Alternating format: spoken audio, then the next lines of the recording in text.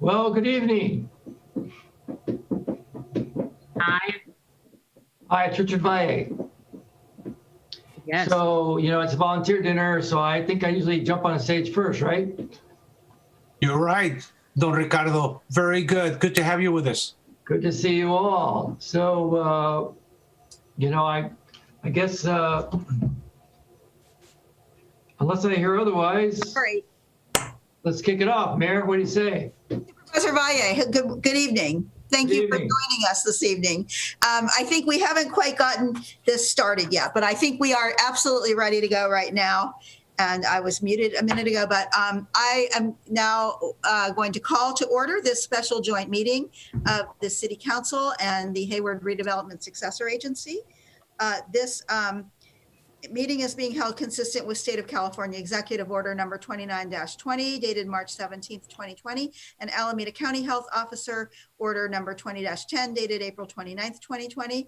And the City Council will be participating in public meetings via phone or video conferencing. In this case, we are on Zoom, and you are most likely either watching from Comcast Channel 15, live streaming from our website or YouTube, or on Zoom. So we'll discuss later how you might submit a public comment, but right now I'm just calling the meeting to order, and I'll ask this evening Councilmember Mendel to lead us in the Pledge of Allegiance.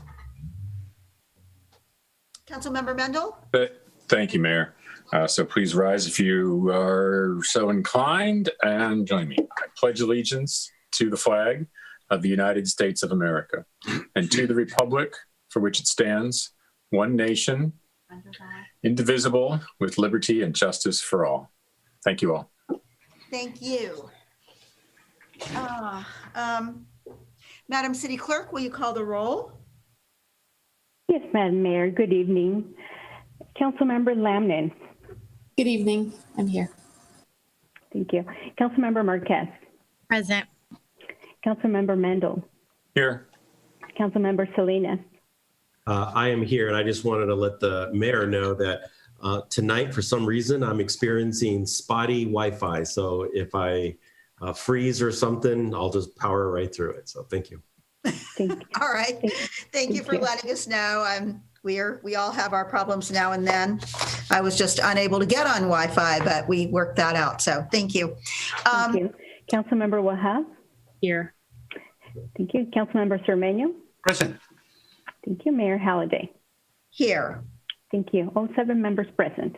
Thank you. Thank you. So I will now have the closed session announcement. Mr. Lawson, are you prepared to give the announcement regarding item number 1 on tonight's closed session agenda? Well, Mayor, with all due respect, I did not attend it. That's right. You didn't. Okay. Yeah. Thank you. It's hard to always remember when you're on Zoom. So I will give the closed session announcement on both items, 1 and 2. We took no reportable action on either item. So with that, we're going to move on to, we have some very special presentations tonight.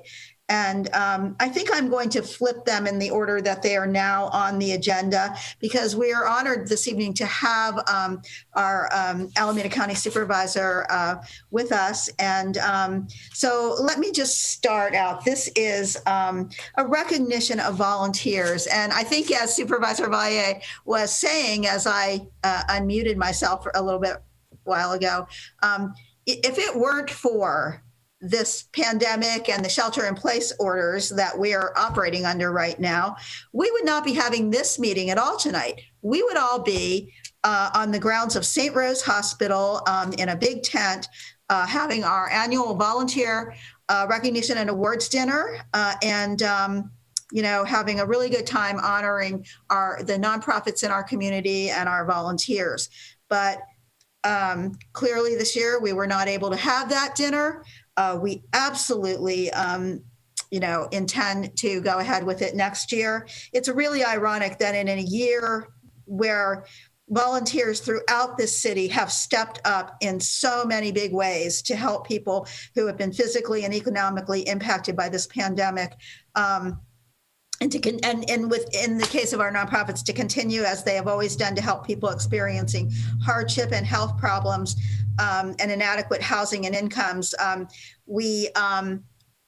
That we can't have our dinner where we honor volunteers in this community. So we therefore thought it would be a good idea to recognize some of the nonprofit organizations who support the annual volunteer dinner by, nominating a Heart of Hayward that is recognized at the dinner. We checked in with them and we got answers back from several of them about what they've been doing the past few months as they continue to serve people in need in our community.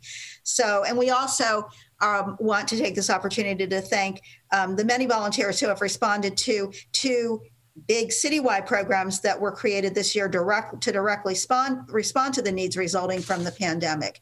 So, as I said, we're determined to continue the tradition next year. And before we recognize some of our hardworking nonprofits and our city volunteers, I do want to introduce our special guest, our fellow dinner sponsor, because in addition to the city of Hayward, Supervisor Valle has provided resources from his office as our county supervisor to support this dinner ever since he's been in office, which is many years now. And I think,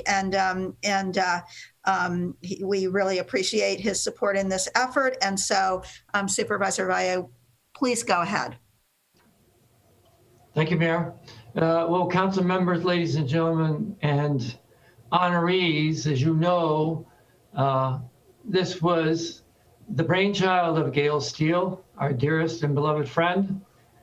And it's going to be difficult when we get back to reality and under the big tent, not to see her there, helping to lead the charge and fighting me from keeping her on the stage. That was one of the things, that one year that we did it, I spoke to her about getting up there and remembering her. And at some point I said, look, Gail, I don't know how many more of these you're going to attend, but at least you've got to get up there one time so we can honor you and just do it, for posterity. And so that's what coaxed her to go up that time.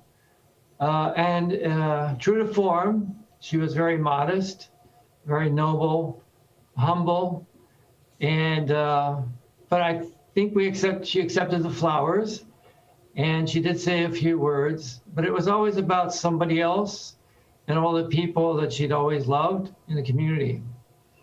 So I guess we're gonna have to rename the volunteer dinner somehow, Mayor.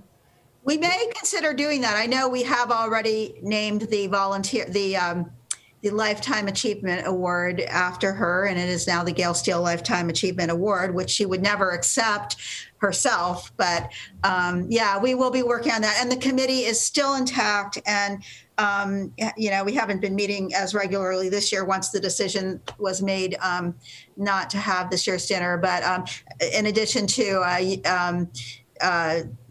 you and I serving as the honorary co-chair, I will say that Councilmember Lamnon here is also a member of that committee, and several other members of the community participate in that committee. And we are really determined. There were a number of people before the COVID crisis hit. There were a number of people who were nominated for awards this year. We plan to honor them next year in the proper way with the dinner again. We fervently hope by next October.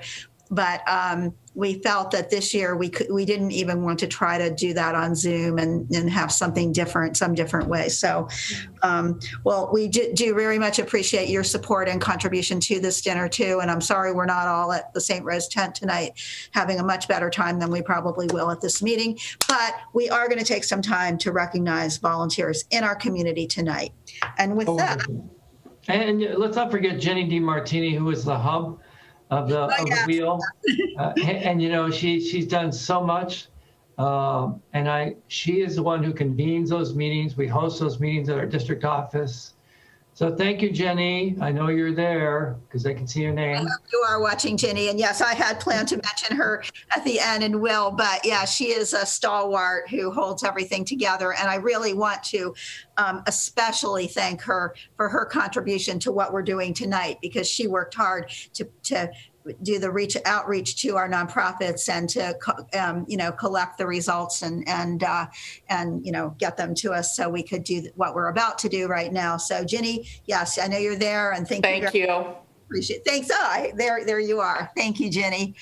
All right, back to you, Mayor. Back to you. It's all in your hands. Thank you. All right, thanks. And I do hope you're pleased with how we're going to do this. Now, as many of you have attended the dinner know, our city council members participate in honoring the Hearts of Hayward. So this year, right now, we have asked each of them to participate in honoring some of the nonprofit organizations that have been very busy this year, having to really step up because of the problems that have resulted as a result of the pandemic and the economic downturn. And so I'm going to start this off by recognizing Eden Council for Hope and Opportunity, or as it's more commonly known. And yes, thank you, Madam our city manager is going to be doing the PowerPoint presentation for this item. So can we move to, yes, the next slide. Those are all and there we are, Echo Housing. And so Echo has continued during this time to promote equal access to housing, prevent homelessness, and make sure that housing-related conditions are being met during this pandemic. Their counselors are providing services remotely, and their fair housing testers are investigating while physically distancing. And they haven't really elaborated on how they do that, but we can all think about that. Home buying education classes and fair housing trainings that they do normally have been converted to convenient, well-received live webinars. The agency has also developed and conducted new webinars in English and Spanish with the latest information for tenants and landlords regarding the COVID-19 related eviction ordinances that have been passed both here in the city and at the county level, Tenant Protections Act of 2019, and the most recently passed Tenant Relief Act at the state level of 2020. And then finally, during the pandemic, Echo Housing has assisted households with rental assistance grants, has stepped forward to administer the Alameda County Emergency Rental Assistance Program to prevent homelessness and stabilize housing for hundreds of households in Alameda County. So thank you, folks at Echo, for all you're doing to help people. And now, Madam City Manager, you can advance the slide to the next slide. I will introduce Councilmember Lamnon, who will talk about the Eden Area Interfaith Council. Councilmember Lamnon. Thank you, Mayor. It's my honor to participate this year and especially to honor the Eden Area Interfaith Council. When the pandemic started, the Eden Area Interfaith Council members, Diana Ryan and Deborah Collins, wanted to help those in need and did some research, learned that sewing face masks was incredibly helpful. And so they started sewing, and they quickly built up a network of over 100 volunteers to sew face masks that reached, well, I'll tell you who they reached in a minute, but that network was underway. And at the same time, the Interfaith Council President, Julie Greenfield, stepped up to recruit local makers to create face shields. And to date, the Interfaith Council Network volunteers have supplied nearly 10,000 pieces of PPE to nurses, to children's service workers, to county firefighters, senior housing facilities, postal workers, homeless service providers, public schools, and even a Native American reservation, all of whom were seeking PPE and couldn't reach it in that critical time. These amazing volunteers reflect the mission of the council to pull diverse groups together to support our local community. And the volunteers are indeed very diverse. They're multiracial, multi-ethnic, multi-faith-based, citizens, immigrants, and across all socioeconomic levels, contributing time, skills, materials, whatever they had to recruit additional volunteers and to make sure that our community was as safe as possible in this crisis. So 3 cheers for the Eden Area Interfaith Council. Yay. All right, now we're going to move to Councilmember Mendel, who is going to tell us about activities at the Eden Health District. Yes, thank you, Mayor. The Eden Health District. So the district stepped up to help keep the Hayward COVID-19 testing center running smoothly with significant financial investment.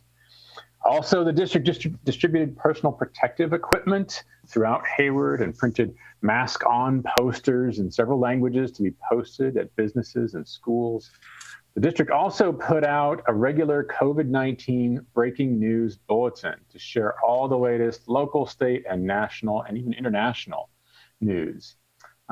Just as important as these contributions is the tremendous volunteer commitment made by the Eden Health District Board members Pam Russo, Mary Ellen Faria, and Roxanne Lewis, who have been regularly using their medical experience to assist in the efficient operation of the COVID-19 testing site. And I will just add that breaking news bulletin is absolutely fabulous. It is the best source of local, state, national, and international COVID-19 news that I have found. And so my personal gratitude goes out to them for helping keep all of us informed. Thank you, Mayor. Thank you. And yes, good work by the Eden Health District. Our next organization is the First Pres Church and South Hayward Parish, and we will hear from Councilmember Marquez.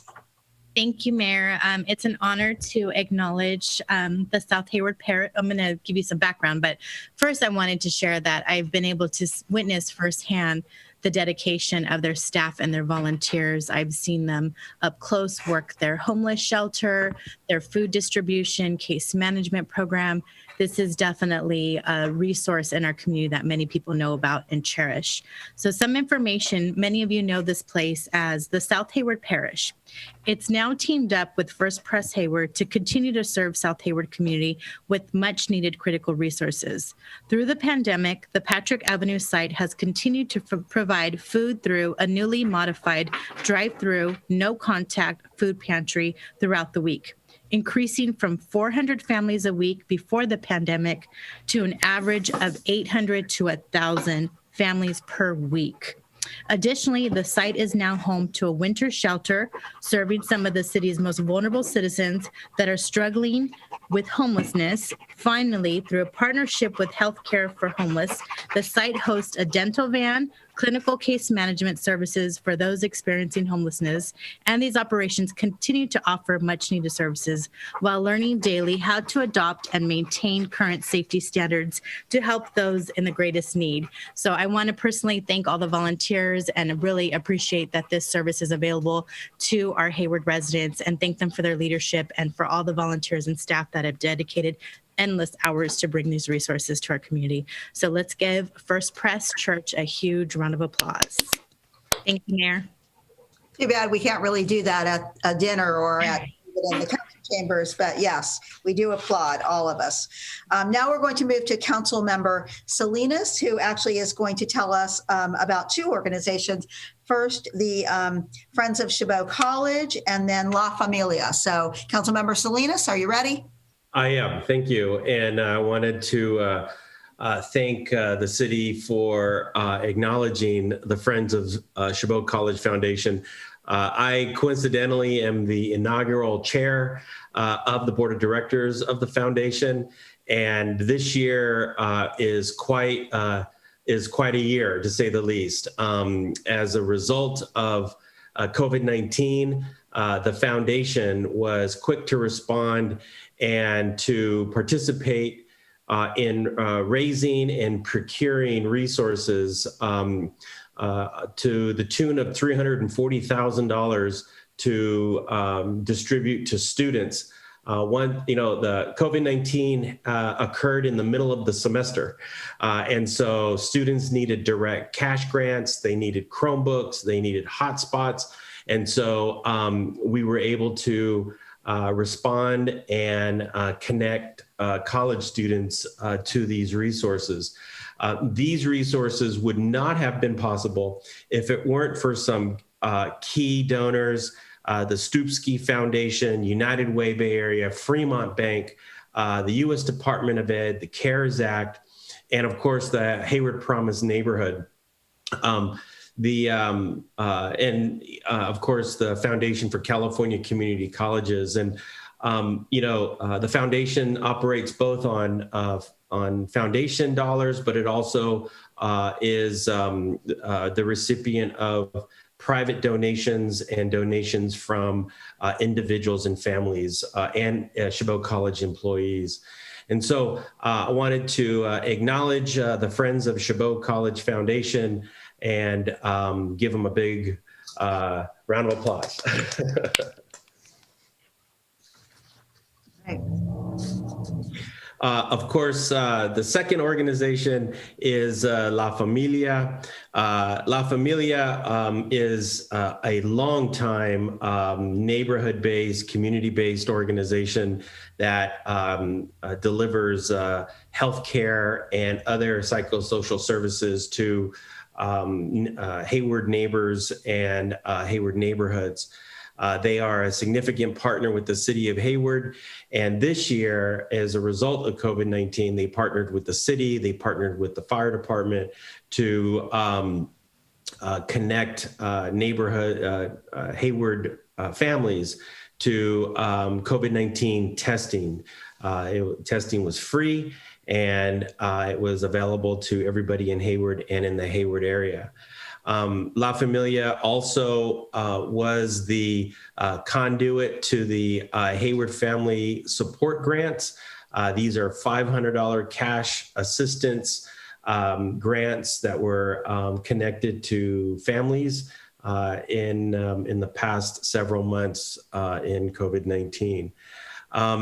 They also provided extra rent assistance and other supportive services to individuals who are re-entering the community from jail or prison. And they also adopted to shelter-in-place protocols at their Fresco housing facilities and supporting over 21 people as they engage in distant learning.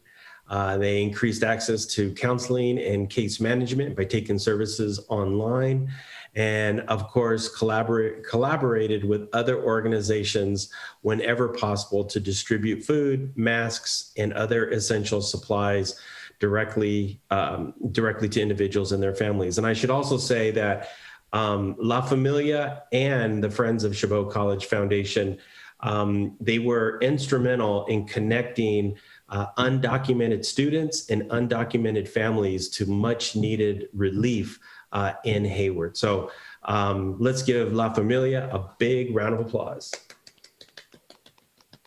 Okay, that was loud and heartfelt. Thank you.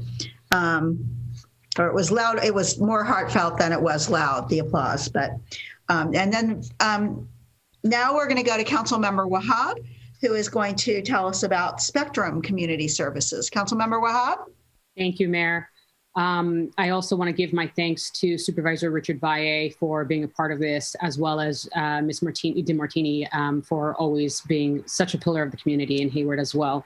Primarily, I just want to discuss Spectrum Communications. I'm going to read a little bit of a prompt and share some additional insight. Spectrum's senior meals program faced many challenges due to the COVID-19 pandemic. Spectrum closed their kitchen at Josephine Lum Lodge in March and transitioned to partnering with SOS Meals on Wheels in order to provide easy-to-go meals for the seniors. Working alongside each other, Spectrum combined staff and produced over 2,500 individually sealed meals each day for distribution for both home-delivered and pickup meals in most of Alameda County. At sites which are open to the public, Spectrum has developed contact-free pickup and go protocol to protect the health of both the staff and the seniors that are serviced. Spectrum also delivered meals to residential partner sites where the meals are distributed directly to room and apartment doors. There has been no service interruption during the pandemic, but some of Spectrum's partner location sites were forced to stop service. Spectrum was quick to contact all clients affected and recommended the closest available alternative. At the start of the pandemic, Spectrum saw the number of seniors coming to pick up meals drop when compared to dine-in counts during the previous months. But once informed, the seniors receiving meals are relying on more meals each week, driving the total number of meals up greatly.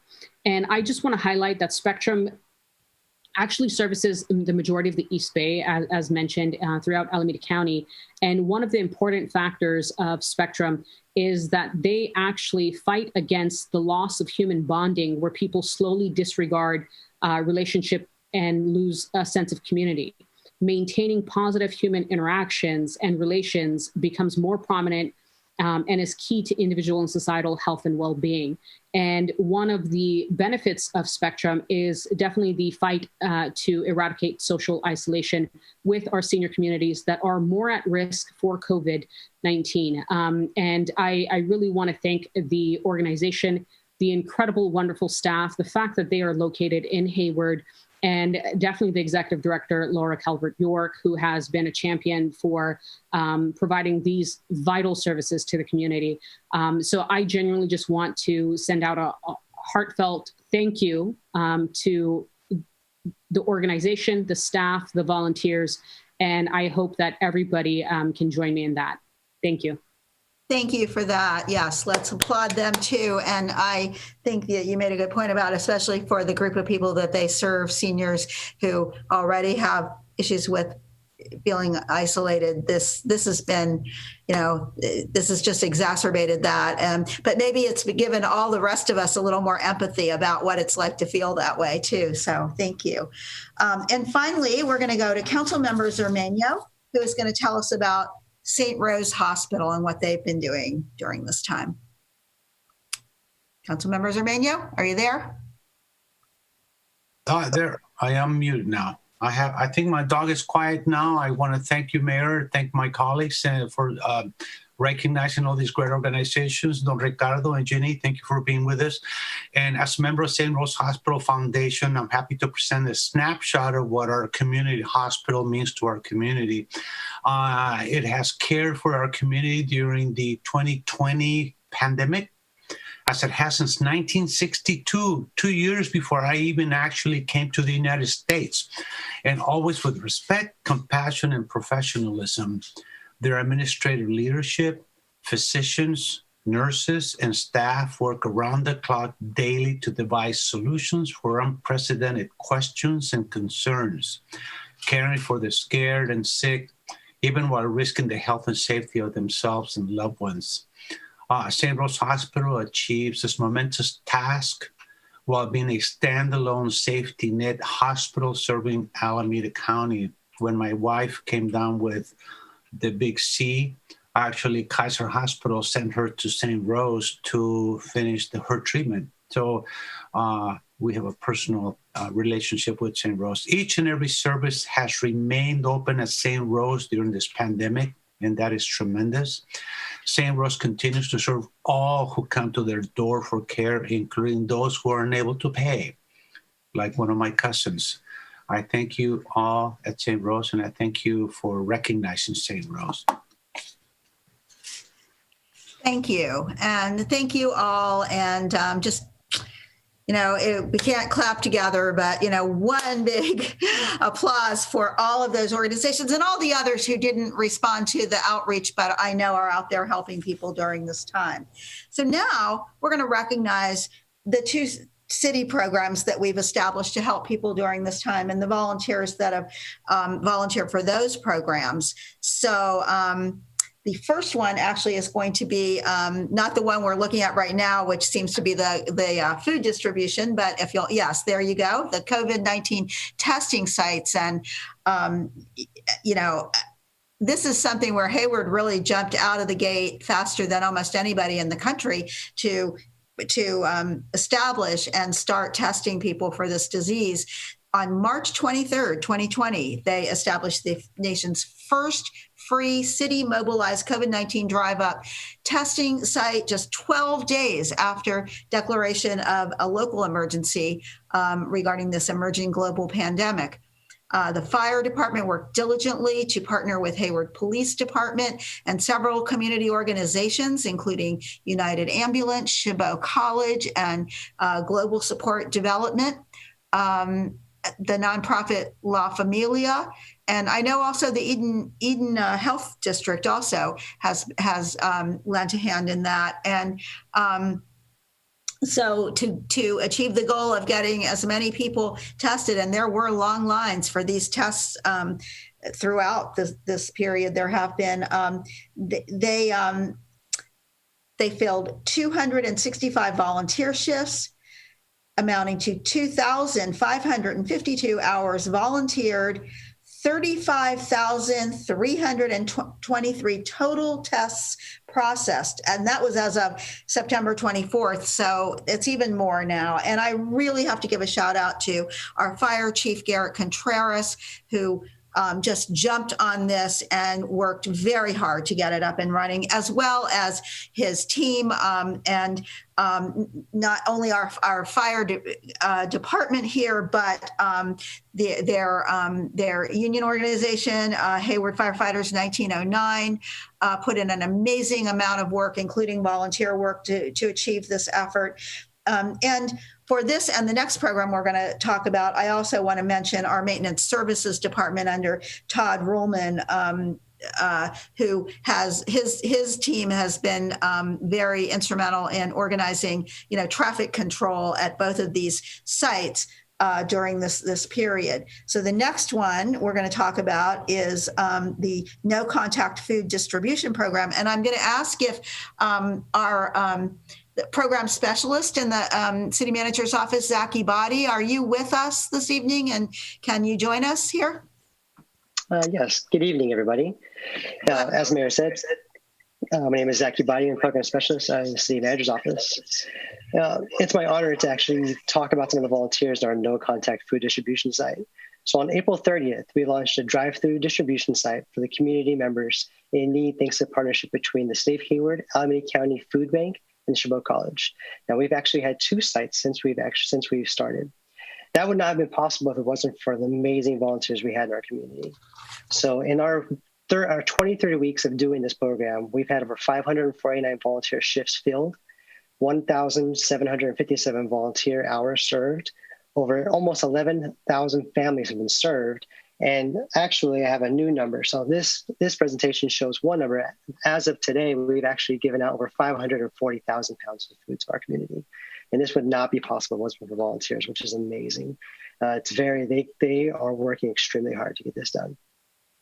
I would also like to, if you can advance the next slide, there's a couple of groups I'd love to thank for making this possible. So when this first started, we back on March 20th, we started what we call an emergency volunteer center, which was digital. We put the call out for community volunteers, and over 600 people signed up to volunteer. With that, we also started getting businesses that reached out to us that wanted to help in this time of need. Now, as you see, one of the main companies who's jumped at the beginning was Columbus Meats. Columbus Meats is here locally here in Hayward, and they wanted to provide meat to families during this event. So they've been coming out weekly and giving us food. And as of the 24th of last month, they'd given out over 29,000 pounds of food for us to then distribute to the community. Secondly, a very large donation came from a local group called the CWA International Bay Area chapter. CWA is a Sikh local nonprofit that reached out to the fire department, which in turn came to us and wanted to start giving out and donate food to the city of Hayward. Now, we've only been working with them for about a month and a half now. And in that month and a half, they've been able to donate over 91,000 pounds of food, which is amazing. And that was able to help a lot of families. To give you an idea how that's changed, on week 1, when we started doing the no contact food, we were averaging about 300 families served. Now, as of last week, at our main site, we had done over 800 families. That would not have been possible if it wasn't for C1. Simultaneously, on the volunteer side, the Pizza Guys, which is located on Mission Boulevard here in Hayward, reached out and they wanted to do something for our volunteers. So what they started doing is they actually were providing pizza lunch for all of our volunteers who are working, just because it's been so hard. It's a reward for them at the end of the day. Lastly, I would like to recognize See's Candy. Back when this all started, around Mother's Day, we received a call from See's Candy, and they wanted to give a special something to moms during that time. So what See's Candy did was they came out and donated 500 pounds of candy, which we in turn gave out the Thursday before Mother's Day, to give a little special treat to moms before Mother's Day, because we knew that this was a tough time for moms. And lastly, there's no slide for this, but I'd like to also thank two departments in the city of Hayward, both the Hayward Fire Department and also our Streets Division. They have tirelessly been helping this project in regards to actually moving this food. As you see, that 91,000 pounds coming from Siwa, that's been city staff that's been helping us move that, and they've done an amazing job. So especially Streets Division, Todd Wallman, John Sanders, and Rod Alfonso, they've been amazing. And thank you very much for the opportunity to honor our volunteers. Thank you. And I'll just add to that. I wanted to do a shout out for the Hayward Rotary Club, because they also have stepped up and volunteered time. Several members have volunteered in this food distribution program particularly, and they've also donated money to help these programs and some of the other things we have going in the city to help people in need.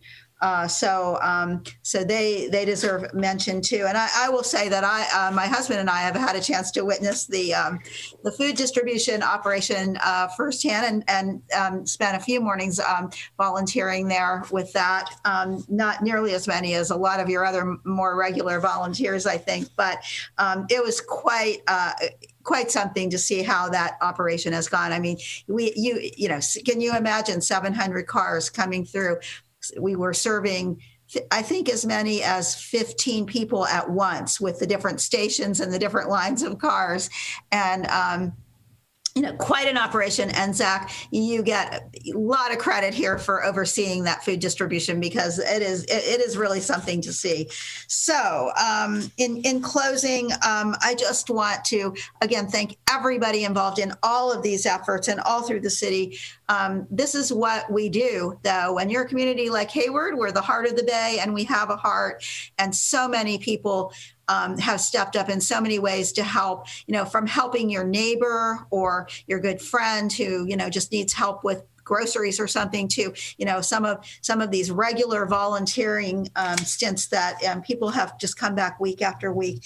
And we couldn't let this night go by without recognizing that. And on a night when we would have ordinarily been honoring volunteers over a very nice dinner and saying very nice things, we decided to go ahead with this tonight.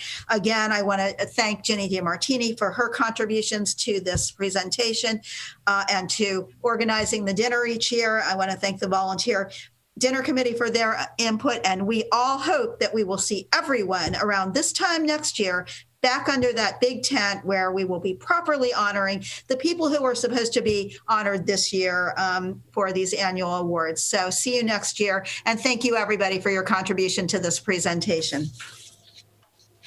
Thank you, Mayor. Good job. Thank you. Thank you, Supervisor Vallejo, for your support and for being here. Okay, thanks. And now we're going to move on to our other presentation this evening. And this presentation is being made to a couple in our community who have been residents of the East Bay area for over 70 years, 50 years spent in Hayward. Very fun, loving, and popular couple who have stepped up and volunteered in many ways in this community and donated and given much in a lot of ways. And that is Donna and Edward Martins. And I have to say that this presentation was planned prior to Mrs. Martins passing away recently. So, and I don't think that Mr. Martins was able to be here with us this evening either. But through their foundation, they funded free entrance to everyone who visited the Hayward Area Historical Society Museum for several years, and have supported Chabot College's student scholarships. This particular presentation is being made because of a very special gift that they gave to the Hayward Library, and that was a very generous donation of $250,000 through the Donna L. Martins and Edward E. Martins Foundation to support the acquisition of a bookmobile and related supplies and staffing. And so we are giving a certificate of commendation to them. Obviously, Mrs. Martins,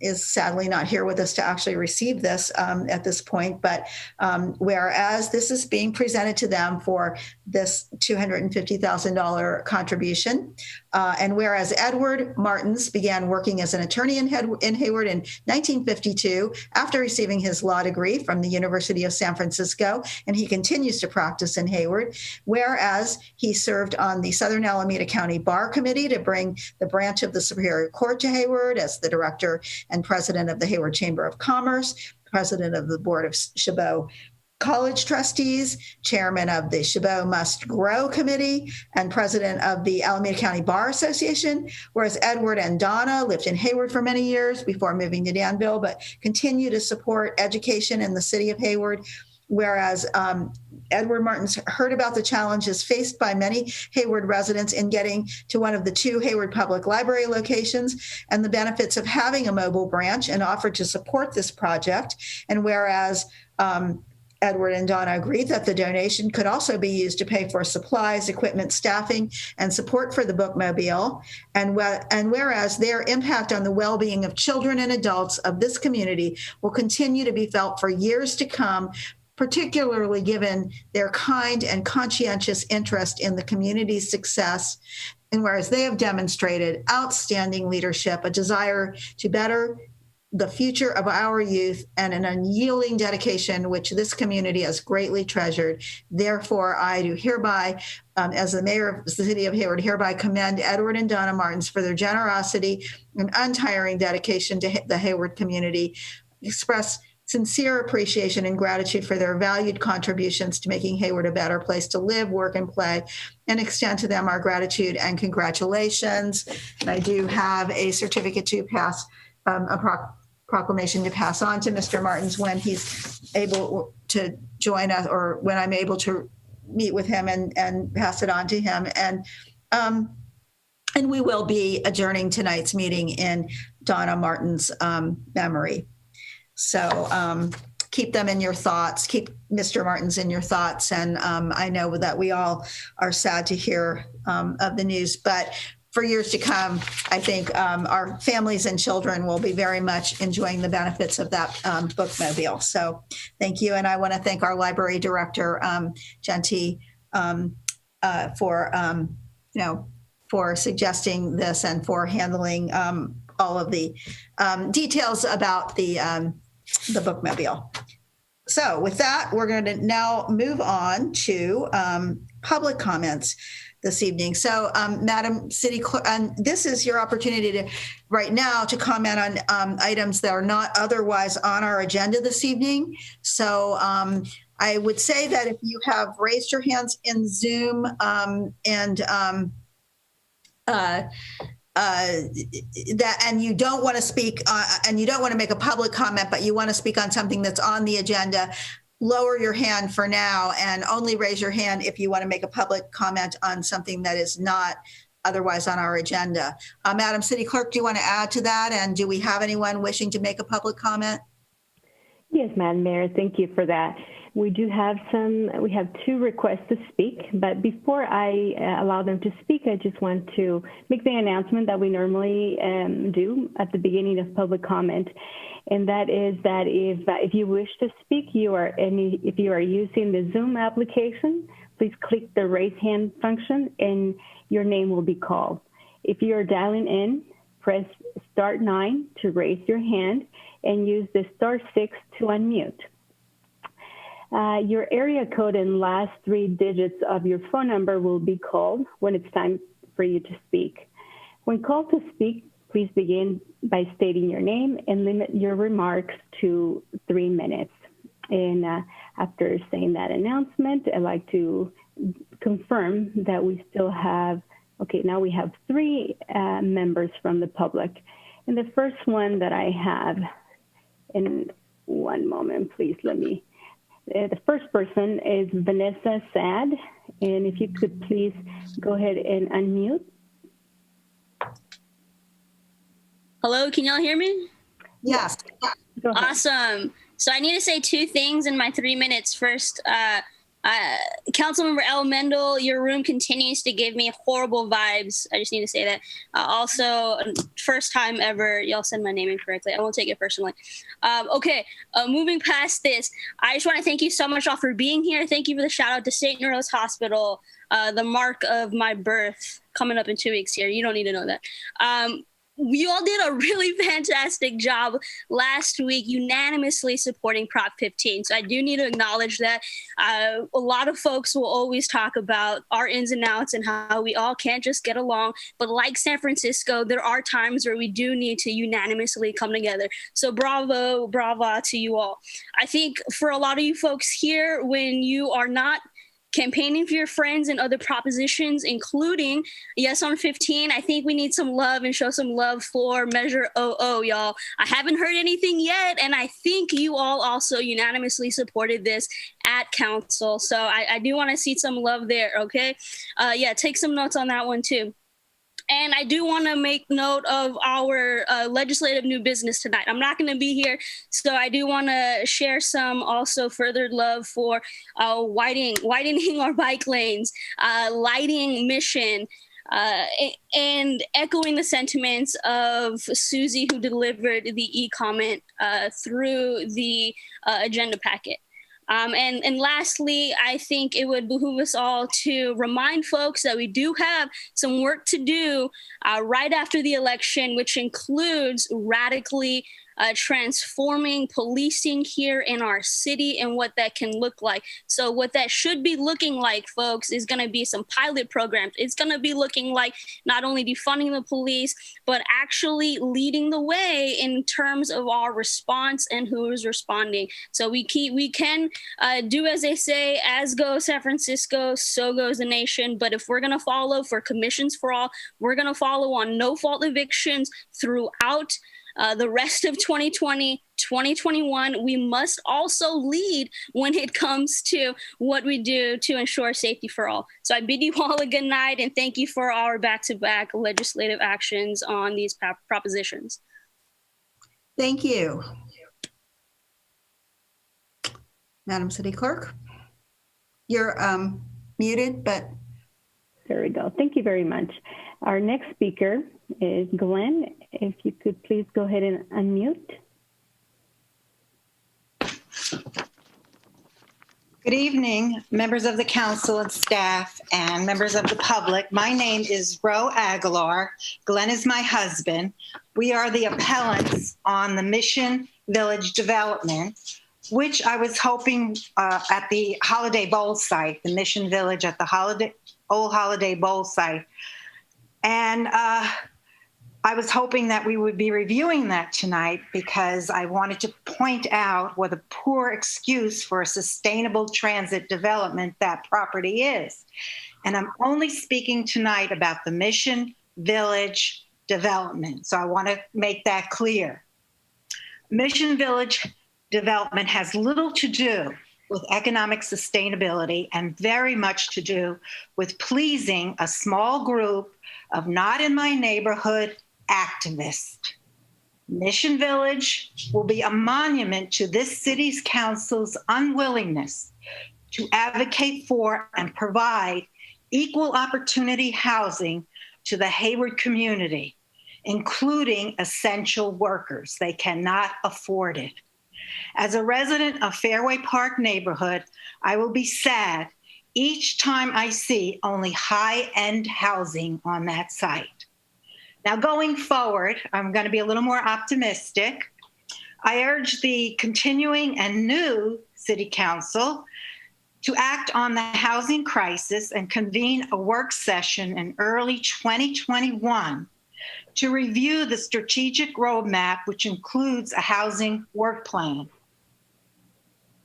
The city can then revisit requirements and mechanisms related to affordable housing, including very low and low income housing. Revisit requirements and mechanisms related to strengthening the city's inclusionary housing regulatory codes to give the council more negotiating power with developers, and revisit requirements and mechanisms related to homelessness, which will inevitably increase as the COVID pandemic evolves. We know Hayward will not meet its housing goals for the cycle ending in 2022. The new regional housing needs assessment goals for the 2022-2030 period have been issued. It is imperative the Hayward City Council move expeditiously on this issue. Thank you. Thank you. Do we have another caller, Madam City Clerk? Yes, Madam Mayor. The phone number starts with area code 925 and the last 3 digits 112. And I'm going to ask the person to press star 9 to unmute.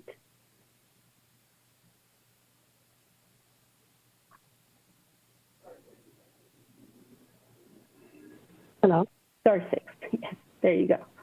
Go ahead. My name is Cynthia, and I live in the Twin Bridge community. And I wanted to mention that I love the bike lanes on Mission Boulevard and the fact that we have on the agenda the bike lane proposal for Hayward as well as Patrick Avenue. So it would be great if you actually linked up those corridors, especially on industrial, where we have more space. It would be great to see bike lane on Industrial Boulevard as well. Thank you. Thank you. Thank you.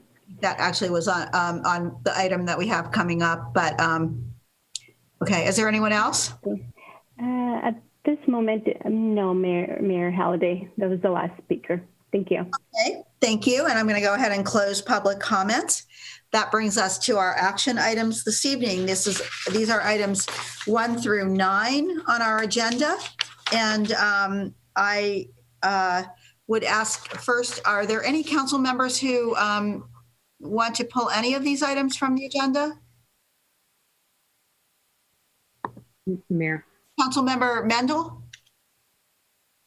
Councilmember Wahab first. I was going to move the balance. So. Oh, okay. Councilmember Wahab? Yeah, thank you. I just want to pull item number 3 and 4 and kind of have our city manager address kind of what that is. Okay. Okay, then I'll move items 1, 2, 5, 6, 7, 8, and 9. Second. Okay, moved by Councilmember Mendel. Items 1, 2, 4, 5.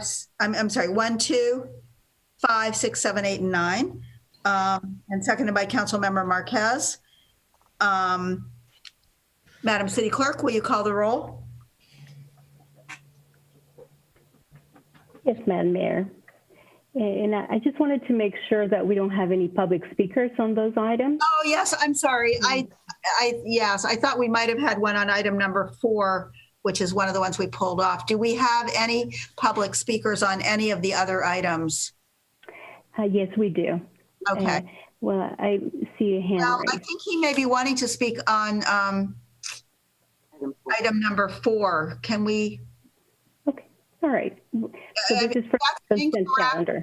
Do you want to, if that's incorrect, do you want to check with him? I see the hand is lowered right now, though. So That's correct. No, That's okay. correct. All right. So All right. there are no other speakers, public speakers on any of these items that I'm seeing either here. So would you call the roll for the vote? Yes. Councilmember Lamnin. Aye.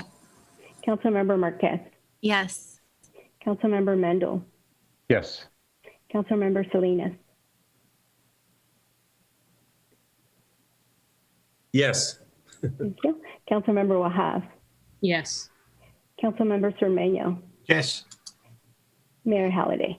Yes. So those items are all approved by a unanimous vote. We will go to items, I guess 3 and 4, you don't want to comment on them individually right now. So you want to just sort of comment on them both. So why don't you go ahead, Councilmember Wahab? Thank you. I just, for many of the folks that are watching and listening, I know that historically this, I'm a big advocate for affordable housing and I spoke to our city manager and I just I just want to highlight some of the concerns or the statements she's shared with me, if you don't mind, City Manager. Sure, I'm happy to do that. Our land use development process in some areas, particularly in residential development, is often a several step process. And so the items that are on the consent calendar tonight are what are called final maps for 2 residential developments. This means that they've already gone through the rezoning, any council review, and a tentative map process, including significant environmental review under the California Environmental Quality Act to ensure that all applicable environmental standards are met for the project. So all of that review has already happened. The second step that happens under the State Map Act, Subdivision Map Act, is that the tentative map then comes to the city for review. The final engineering drawings are completed. The improvement plans are completed and approved, and then those are presented to the city council. If the city engineer finds that the final map is in substantial compliance with the tentative map, the city really cannot make any changes to the approved project at that point. It is basically what we call a ministerial or a routine approval, as long as the final map is in substantial compliance with the tentative map. So that's why there is no additional discretionary changes that could be made this evening to the approved projects that were, I think in the case of the Stonebrae development on item 4, approved in 2007, beginning in the late 2000s. So just some context for those 2 items. Thank you, Councilmember Wahab. Definitely. And I appreciate your response. I just wanted to highlight that for the most part, these were both approved before my time. I asked if I'm able to ask for more affordable housing. That is not the case in these items. So I just want to highlight some of these nuances. With that, I am complete with my questions and comments. Thank you, Mayor. All right, thank you. And I don't see that there are any other council members that want to speak. I know we do have, I do believe we have a member of the public, Mr. Dunbar, who wants to comment on one or both of these. So I will, can you go ahead and put him on? Yes, Madam Mayor. All right. Hello, this is Stephen. Can you hear me? Yes. Thank you. Yeah, I know this is a formality, and I thank the city manager for clarifying and making all that happen. It just stuck out to me as made me a little bit nervous, but just something to keep in mind for the future. Thank you very much.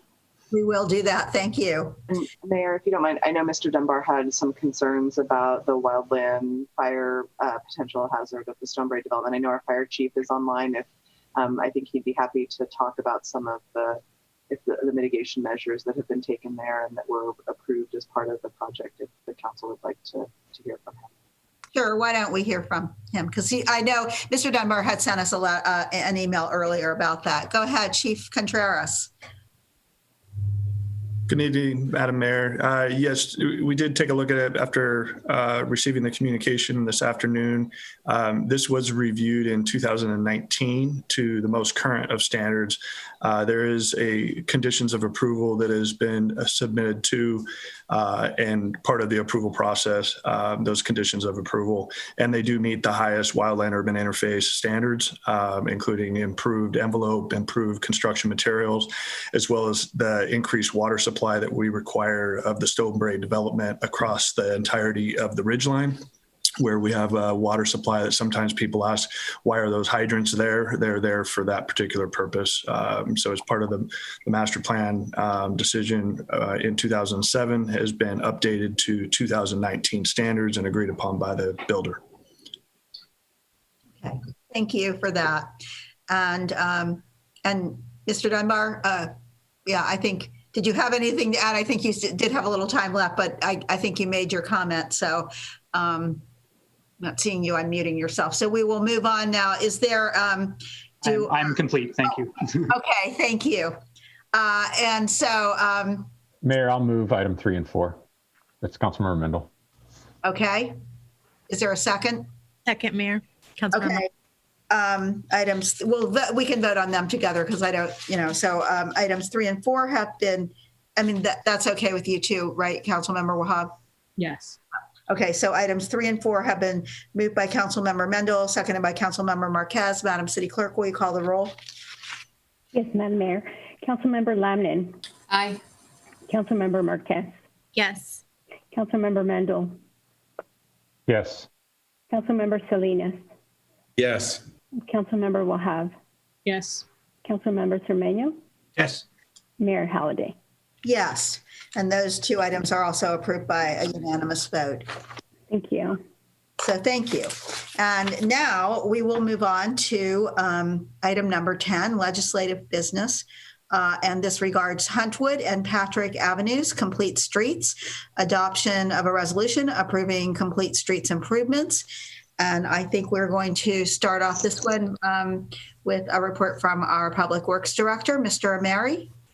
Thank you, Madam Mayor, and good evening, Mayor and Council. You remember that last week, Charmin Sola, Senior Transportation Engineer, presented the city's bike and ped master plan to Council.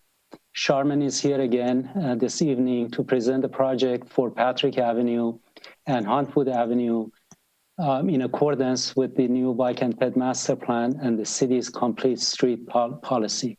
Charmin is here. Charmin, are you ready? Yes, I am. Thank you. Go ahead.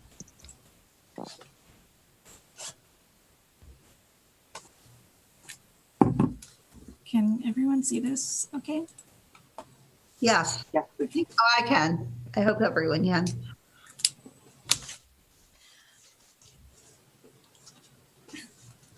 Good evening, Mayor and Council members. It is my pleasure to be presenting to you 2 weeks in a row. Last week, I presented the 2020 Bicycle and Pedestrian Master Plan, and in accordance to that report, tonight I will be presenting the Huntwood and Patrick Avenues Complete Street Improvements. This evening, I will discuss the project's background, the efforts made in public engagement, the type of analyses that went into this project, staff's recommendations, and finally, our next steps. Over the years, Council has taken several actions to develop policy that ensures the city builds streets that are safe and convenient for all modes of travel, regardless of a person's age or ability. The Huntwood and Patrick Avenues complete street improvements derive from such policies as the mobility element of the 2040 General Plan, the Complete Streets Policy adopted in 2013, the Complete Streets Strategic Initiative adopted in 2017, the Neighborhood Traffic Calming Program adopted by Council in 2018, the Strategic Roadmap for Improving Infrastructure adopted earlier this year, and last but not least, the Bicycle and Pedestrian Master Plan adopted exactly 1 week ago. There are various approaches in designing a complete street. One method for incorporating a multimodal network is implementing traffic calming measures, such as road narrowing. There are two key means of road narrowing. Permanent features through costly physical barriers, such as concrete medians and bulb outs, may be used to narrow the roadway width, or flexible, more affordable options through implementation of a road diet, such as reducing the number of lanes, may also be used.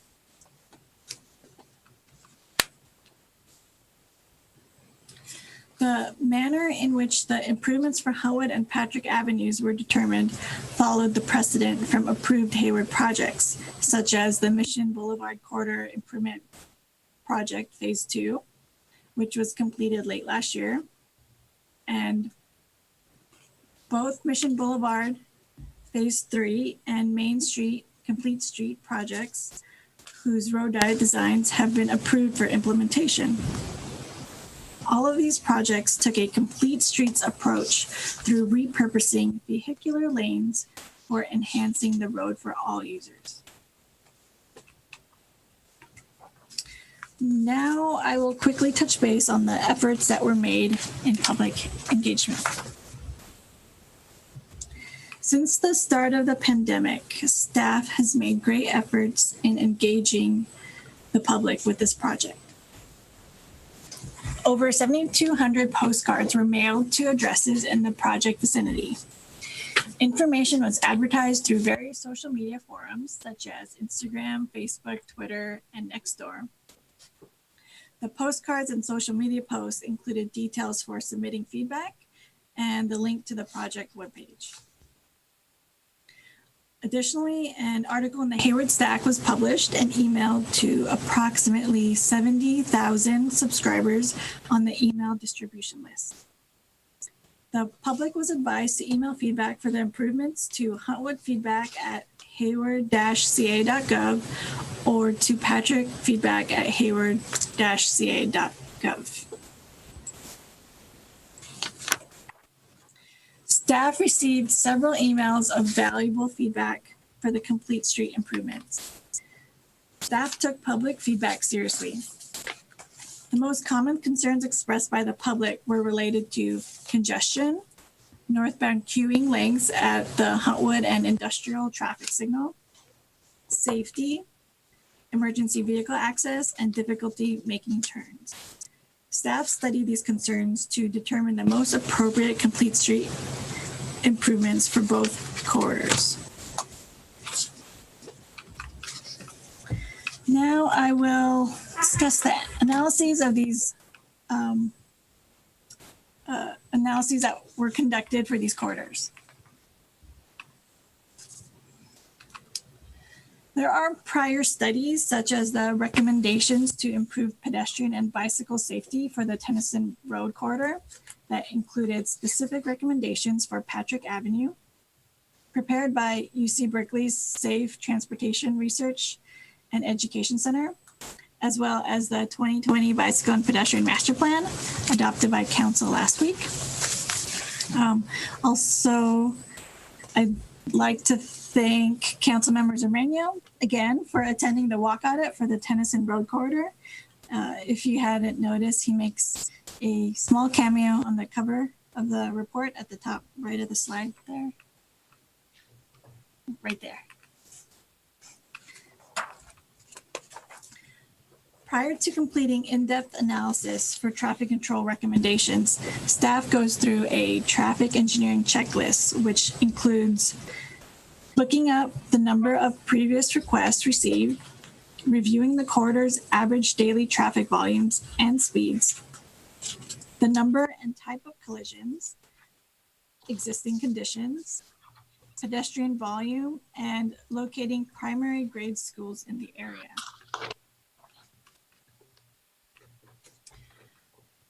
Congestion was the most common concern for both Huntwood and Patrick Avenues.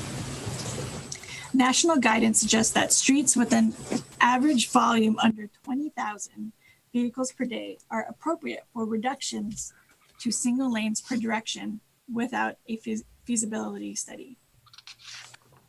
Under most volume conditions tested, road diets have minimal effects on capacity. The average volume for Huntwood averages around 12,000 vehicles per day, and Patrick Avenue averages around 11,000 vehicles per day, both of which are well under the Federal Highway Administration's threshold of guidance. It is worth mentioning that the volume data I just mentioned was collected pre-pandemic shutdown. Excessive speeds on Huntwood and Patrick Avenues also indicate that the congestion problem does not exist where staff is proposing the complete street improvements. Although we understand that some may perceive otherwise due to the impacts created by controlled intersections.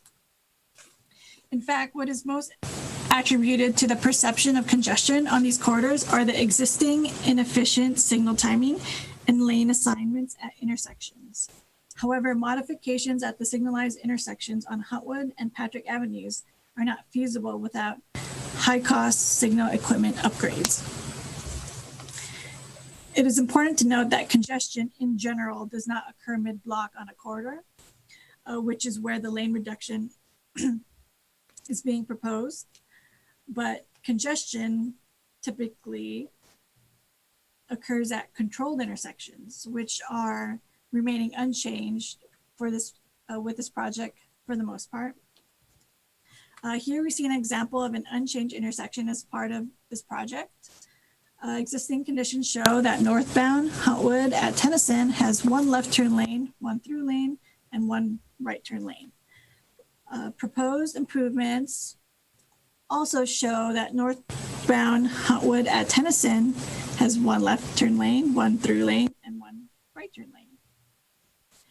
Not only will there be no change to the number of lanes or the lane assignments at this intersection, but this occurs at every major intersection on Huntwood and Patrick Avenues for the most part. To minimize any potential delays from recommended improvements, staff determined it would be best to leave major intersections unchanged.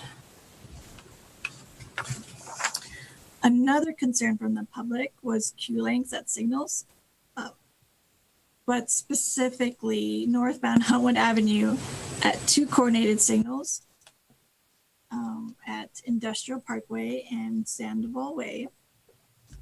Because striping at intersections are not being changed, staff collected and reviewed turning movement counts and existing signal timing information to analyze coordinated traffic signal timing and phasing.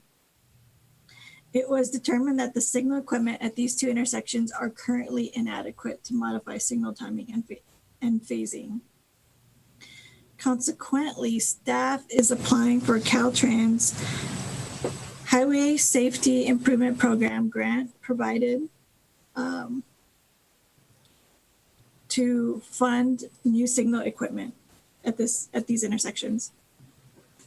The intersections here currently have signals with 4 light bulbs shown in the light blue box at the top left of the slide. But signals with 5 bulbs as shown in the purple box on the right is what we would need to be able to optimize the signal timing at this intersection. However, at this time, staff will not be making any changes to the signals at the Industrial Parkway and Sandoval Way intersections. Striping will also remain as it exists now.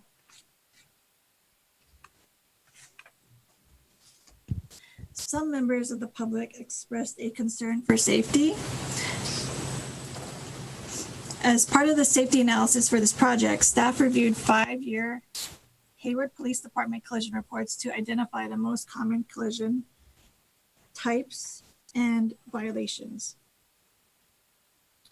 Most reported collisions were documented as being attributed to unsafe speeds, unsafe lane changing, improper turning, and right-of-way violations. The recommended complete street improvements for Huntwood and Patrick Avenues are designed to directly address these violations. Thus, as a result, we would expect reducing the quantity and the severity of collisions on Hayward and Patrick Avenues.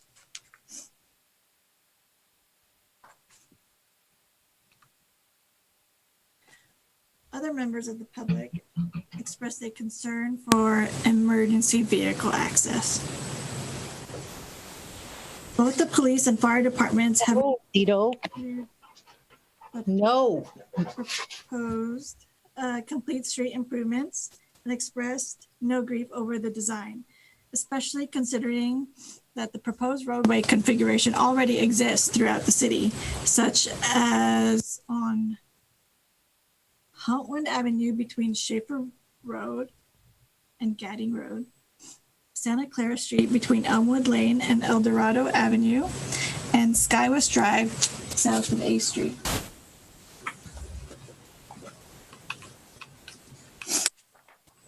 Some members of the public expressed a concern for making turns out of side streets.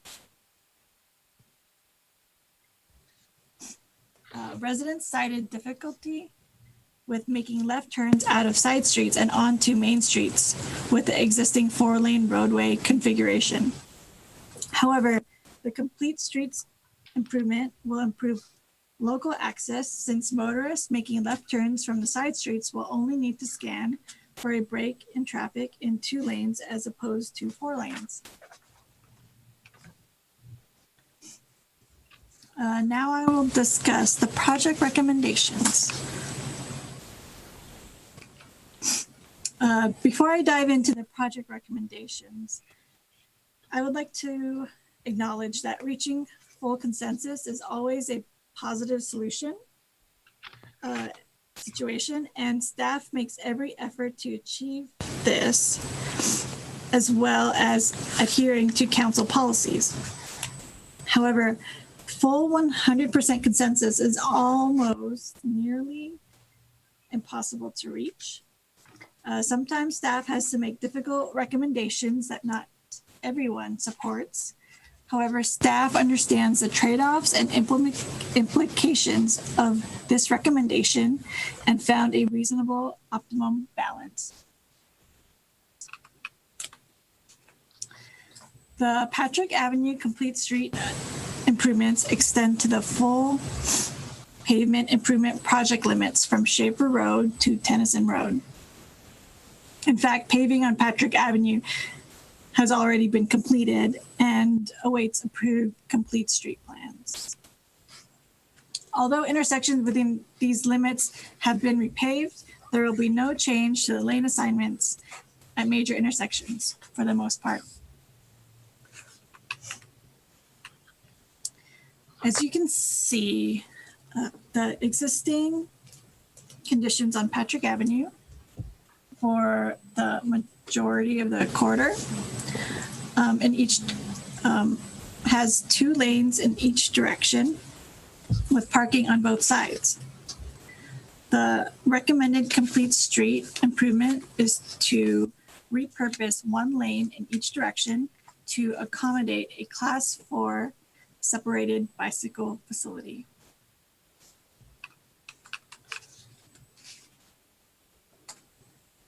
The Hayward Avenue Complete Street project limits differ from the Patrick Avenue's limits and do not cover the full extent of the pavement improvement project limits. The paving limits for Huntwood are from Schaefer Road all the way to Whipple Road. Huntwood Avenue between Schaefer Road and Tennyson Road, shown in yellow, is already an existing complete street, and striping will be replaced as it had existed. The recommended complete street improvements are from Tennyson Road to Industrial Parkway, shown in green, and will connect to the existing complete street north of Tennyson Road. Again, I want to emphasize that we're not making changes to major intersections. Additionally, the industrial park area south of Industrial Parkway, shown in red, will remain unchanged.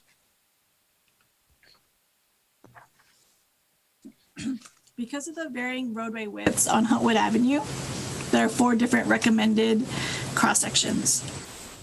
The first cross-section is from Tennyson Road to Copper Way, and staff recommends repurposing a lane in each direction into a Class 4 separated bicycle facility and a center turn lane.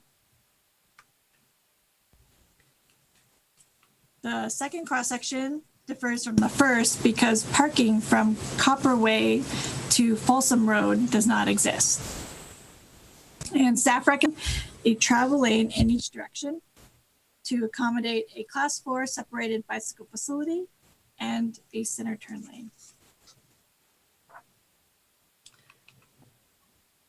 This cross-section from Folsom Road to Olympic Avenue differs from the previous because of the center median island. And staff recommends repurposing a travel lane in each direction to accommodate a Class 4 separated bicycle facility. The fourth and last cross section differs from the other cross sections because of the existing center turn lane and is for the segment between Olympic Avenue to Industrial Parkway. And staff recommends repurposing a travel lane in each direction to upgrade the existing Class 2 bike lane to a Class 4 separated bicycle facility. Now, what are our next steps?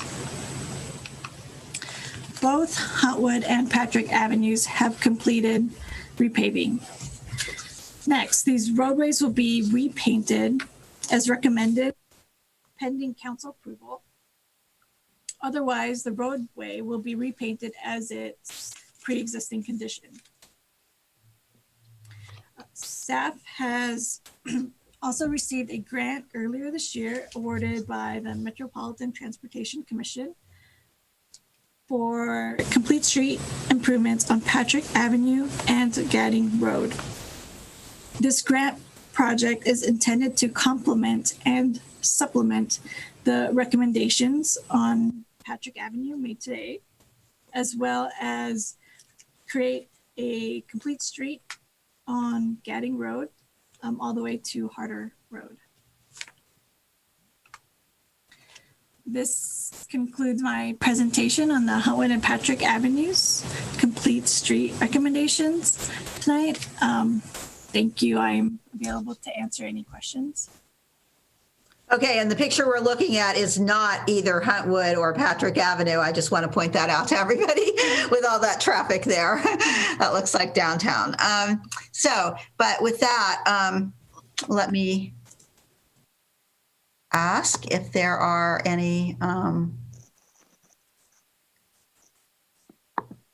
council questions right now before we go to public comments on this item. So the hands that are raised, I want to make sure those are council questions. And I see Councilmember Zermano. Thank you, Mayor. Thank you, Charmaine.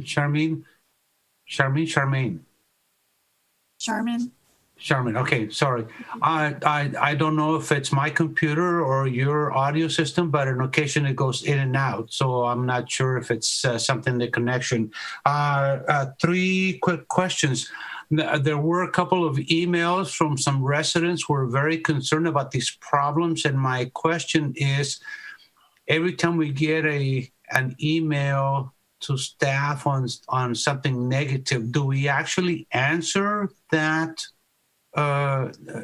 concern, or do we just put it in a pile of provided input? Do we actually answer these concerns? Councilmember Zermano, if I may take that question. Yes, we do 2 things. One is we analyze the question and try to implement the concern. When we started with Huntwood Avenue, for instance, the idea was that bike lanes and lane reduction was going to take place in the industrial portion as well. But because of those feedback that we received, we decided to exclude the industrial section. And then we got back to the people that had made comments, thanked them for the comments, and told them that no final decisions have been made, and their comments are going to be analyzed and incorporated in the final recommendation.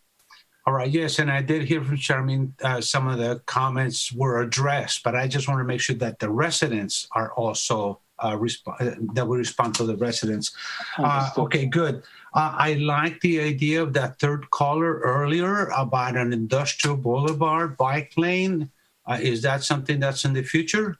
We'll definitely look into it, and when the time comes to implement it economically, we will do so. Okay, and these current projects are opportunities in conjunction with paving that we have, so that it costs very little to implement these changes, as opposed to going ahead and doing an entire project around implementing only a bike lane project, which costs more money. Yeah, and I was just Zermano, sorry. Yes. Sorry to interrupt. So actually, the Mission Village development that a caller mentioned earlier where the Hayward Bowl used to be.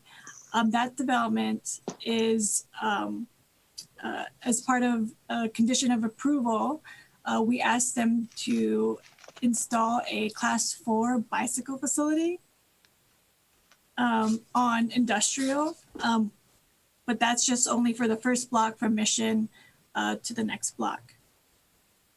So we're in the works of connecting these facilities. Very good. Thank you. And then I think, let's see. So when do we do this for B Street? That's a separate project, and we are going to look into it. You have direction to us to look into making B Street two-way. That is a project that we are going to look into and bring before you. Yeah. And as part of that, we look into the bike lanes as well. All right, because we approved Main Street, and now it'd just be natural to go into also B Street and even C Street. Absolutely, yes. Those are my questions. Thank you. Thank you. Okay, thanks. Councilmember Lambden. Thank you. Yes, I appreciate that that city staff is continuing to keep bicycle connectivity in the forefront as we look at everything across the city. So thank you for that. So on the Patrick Avenue stretch, I had a number of comments about the area, and I'm just pulling up my map here so I say this right.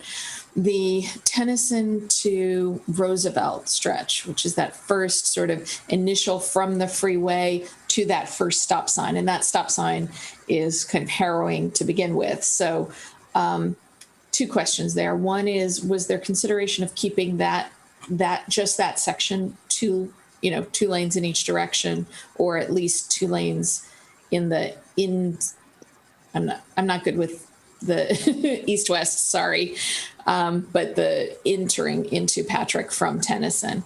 And then the second part of that question was there consideration of improving that pedestrian pathway with, a hawk signal or something there, or increased lighting?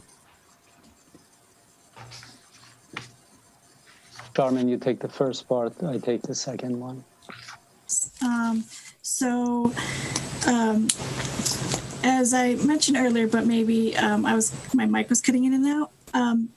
The lane assignments and the number of lanes approaching major intersections such as Tennyson Road will remain unchanged. So we're keeping those. Right. So how does that? And sort of dropped out a little bit there, but so I understood you to say that they're approaching major intersections, it would stay the same. So I would interpret that as towards Tennyson, it'll be the same. But what about coming from Tennyson onto Patrick? Same. Coming from Tennyson onto the Patrick. Left turn or right turn? Yes, that will remain unchanged as well. So it would be 2 lanes or 2 lanes in each direction until when? When would it shift? It will start shifting at the next intersection. So at Riger or at Roosevelt?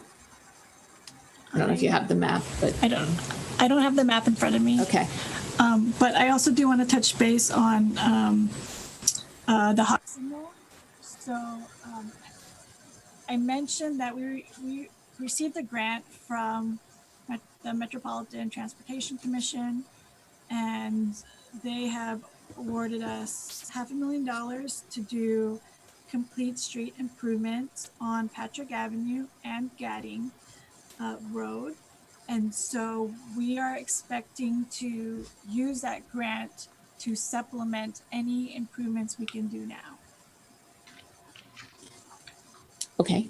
And do you have a sense of what those additional improvements are? Yes, so we're looking into hawk signals, or now that there's a lane reduction, rapid flashing beacons are appropriate. The hawks are usually reserved for 2-lane roads. So we'll be considering hawks or the rapid flashing beacons. Right. Okay. And also, I think there was talk of bollards or something to sort of further delineate the bike lanes. Are those happening?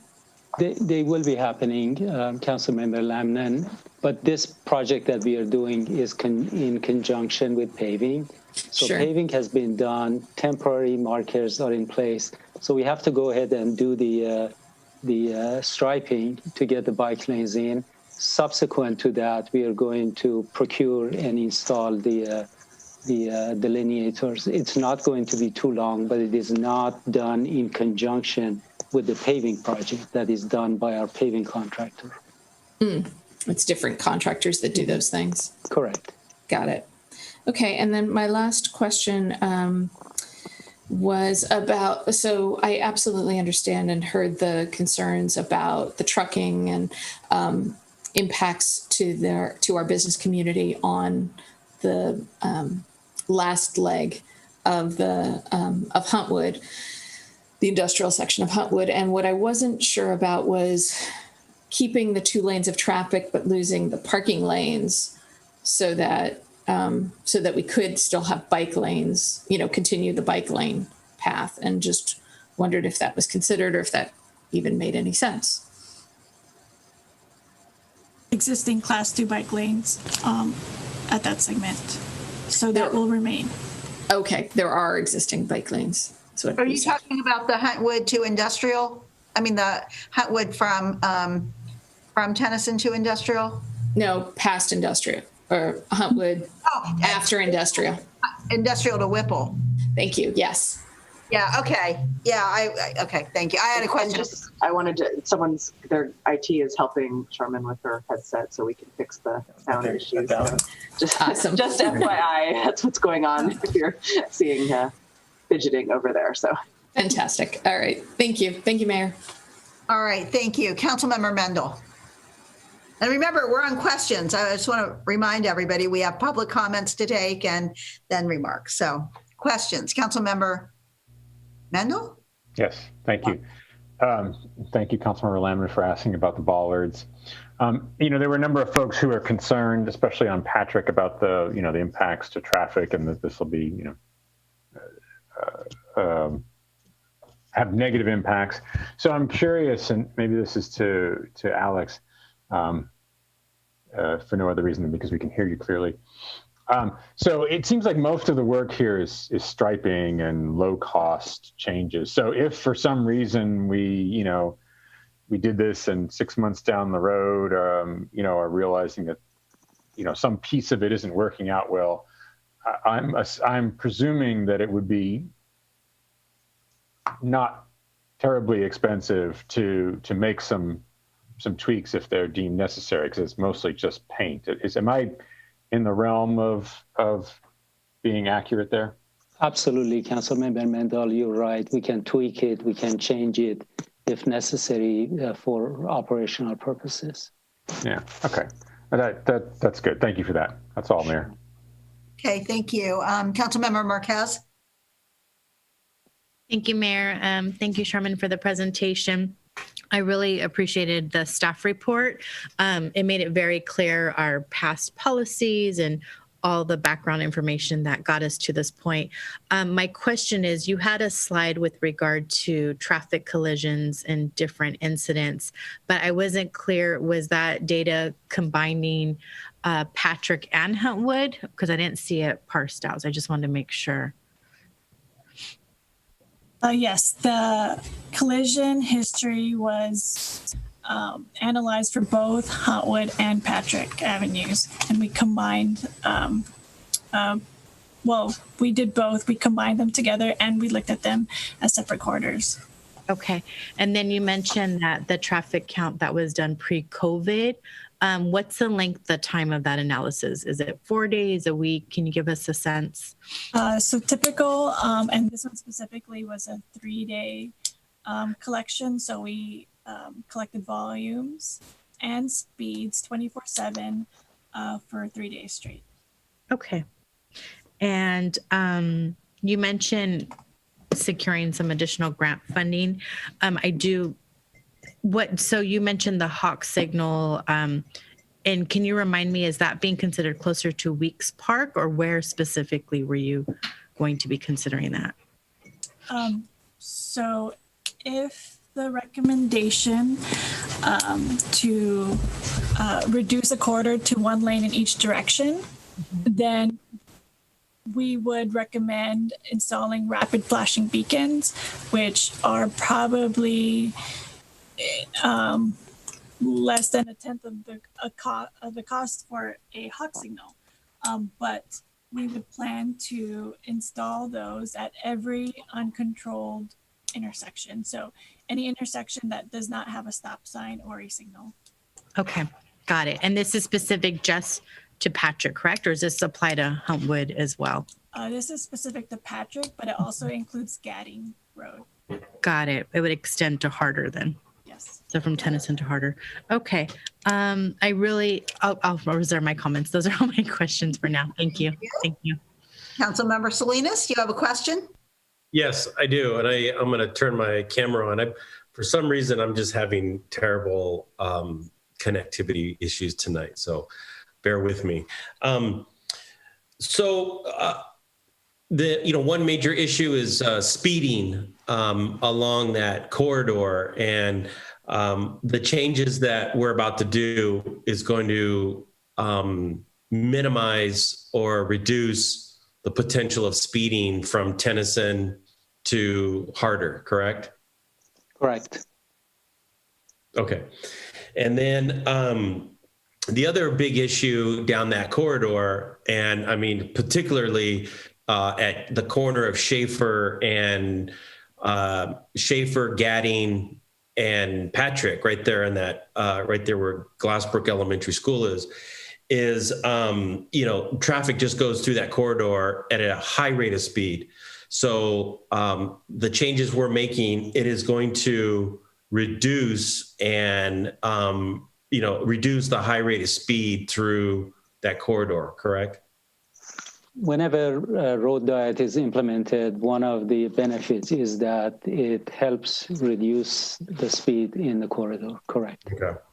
And then if I understand correctly too, is that the road diet plan is removing along the corridor. I understand the intersections are not going to change, but it's reducing from Patrick and Gadding. It's reducing one lane on both sides, north and south, and then in that lane we're putting bike lane and bike lanes, correct?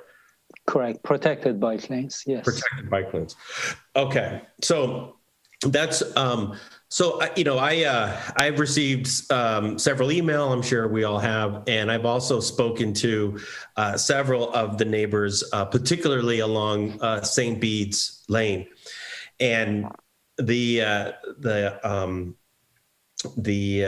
question that the question I want to ask is this: you have people who live, in that little nook right across the street from St. Bede's, and I would even say on the other side too. And their main concern is it's changing, right? That corridor has been like that for, I grew up in Schaefer Park right off of Gomer. So I that street, I'm real familiar with that street.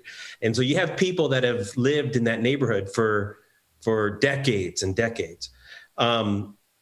What is the case?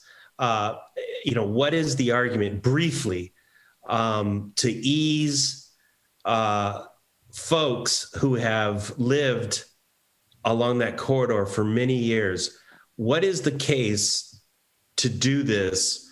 And that will be helpful for them. What's the case? So it is our experience that road diets, reducing the number of lanes, reducing the width of the lane, adding bike lanes, making it more friendly for pedestrians to use the street, making it into a complete street, has an effect in reducing speed. If by chance something happens and we decide that this is not working for the neighborhood, as Councilmember Mendel mentioned, it is not difficult to go back and tweak the design, or even near intersection or in some places, go back to the configuration that we had prior. It is not impossible to do that. It's not very expensive to do that because there is no concrete or no construction involved. It's basically striping and paint. Yeah, and how will it help seniors who live along that corridor? How will the improvements or the enhancements, help seniors? Right. So for one thing, crossing the street is going to be much easier because you have to worry about 2 lanes of traffic rather than 4. Entering the street from a side street is going to be easier because you, again, have to worry about 2 lanes of traffic, 1 coming in each direction rather than 4 when you're making the turns. So it's going to make it safer. It's going to make it easier. It's going to make it more accessible to everyone, to seniors, to children, to others. Okay. And then lastly, I think that's great that MTC is coming through with a grant for the Schaefer Road to Harder. And when do you, will that be, will those enhancements be included in the existing work that's being done right now? Anytime we have existing work, we take a look at and take the opportunity to implement things that make sense. We have new paving that we are working on for 22. I just looked at it. It's over $10 million worth of paving in different locations. We are definitely going to look into opportunities to implement the council-adopted bike and ped master plan recommendations. And then lastly, there are some crosswalks. I know there's going to be crosswalks planned, particularly, right there on Gadding, Patrick, Schaefer Road intersection. Can this be an opportunity to look at creative crosswalk designs to put along this corridor to just kind of make it pop and kind of give this corridor a little bit of character? We have been advocating for that. We've been talking about that.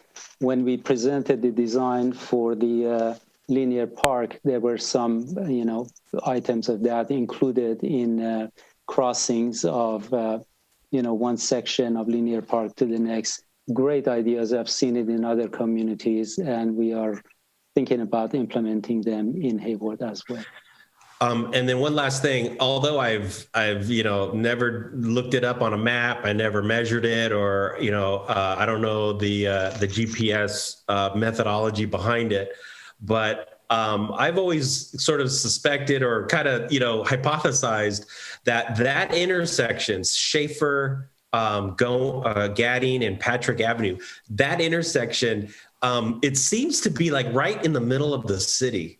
I don't know if, I don't know in terms of the actual measurements or, of the city here, but it would be interesting to see like, what is the middle of the city? And if that intersection is the middle of the city, it would be interesting to put something in that intersection that sort of signals that that is the middle of the city. I'm just saying. Thank you. We'll have somebody further investigate where the actual middle of the city is. I have one question, and that is, will the speed limits on any of these segments, including industrial to Whipple, change as a result of this project, or are we just hoping that people will actually follow them better? The latter, but we are going to look into it and see if there is a need to change the speed. We have not changed the design of the street, the geometric design, but just changed the number of lanes. We are going to look into it and see what's appropriate for the new lane configuration. So that may come, but it's not part of this now. Okay, great. Thank you. And with that, I'm going to open the public hearing on this item. And I do think we do have some requests to speak. So Madam City Clerk, are you ready to go with that? Yes, Madam Mayor. Thank you. The first speaker, Ellen Frankel. And I'm going to go ahead and ask to unmute, please. Yes. Hi, can you hear me? Yes.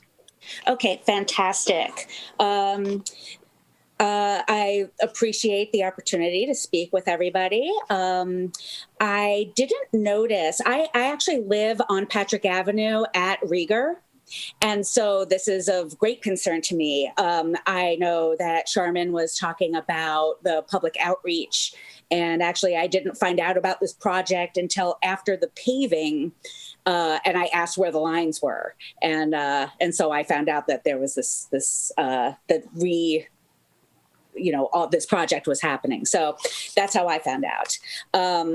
I noticed that that Charmin mentioned something about the intersections are not going to change. The major intersections are not going to change.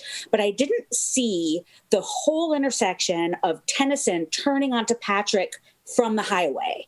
And those are 2 lanes on Tennyson that are turning onto Patrick, which is 2 lanes. There's a KFC right there. There's a lot of activity right there.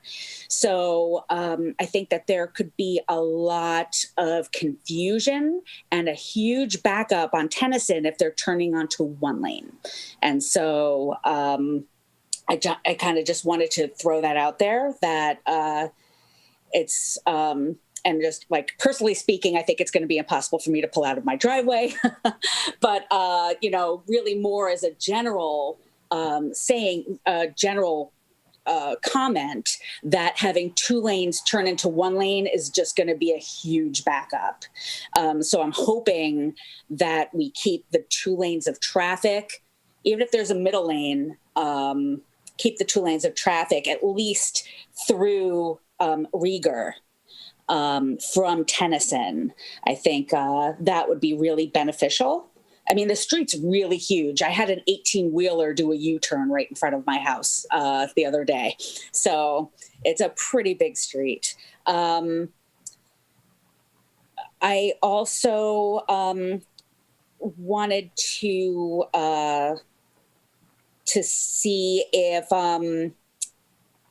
there's a possibility of putting in speed bumps. I mean, we're talking about all the speeding that's happening here. We're cool with speed bumps. That might slow down traffic a little bit and make it a little bit safer. It's just a suggestion. And then my housemate walks frequently to BART, and just as an aside, notices that nobody uses the bike lane. He said all of the bike traffic is on the sidewalk on Tennyson, for all the way from Patrick to the BART. And he's actually wanted to yell at people and tell them to use the bike lane because they're on the sidewalk. So, I mean, I appreciate that we want bike lanes. I'm totally for having a bike lane on Patrick. One other suggestion I might make, since I didn't see the map. Yeah, I'm sorry. Can you wrap it up? Yeah.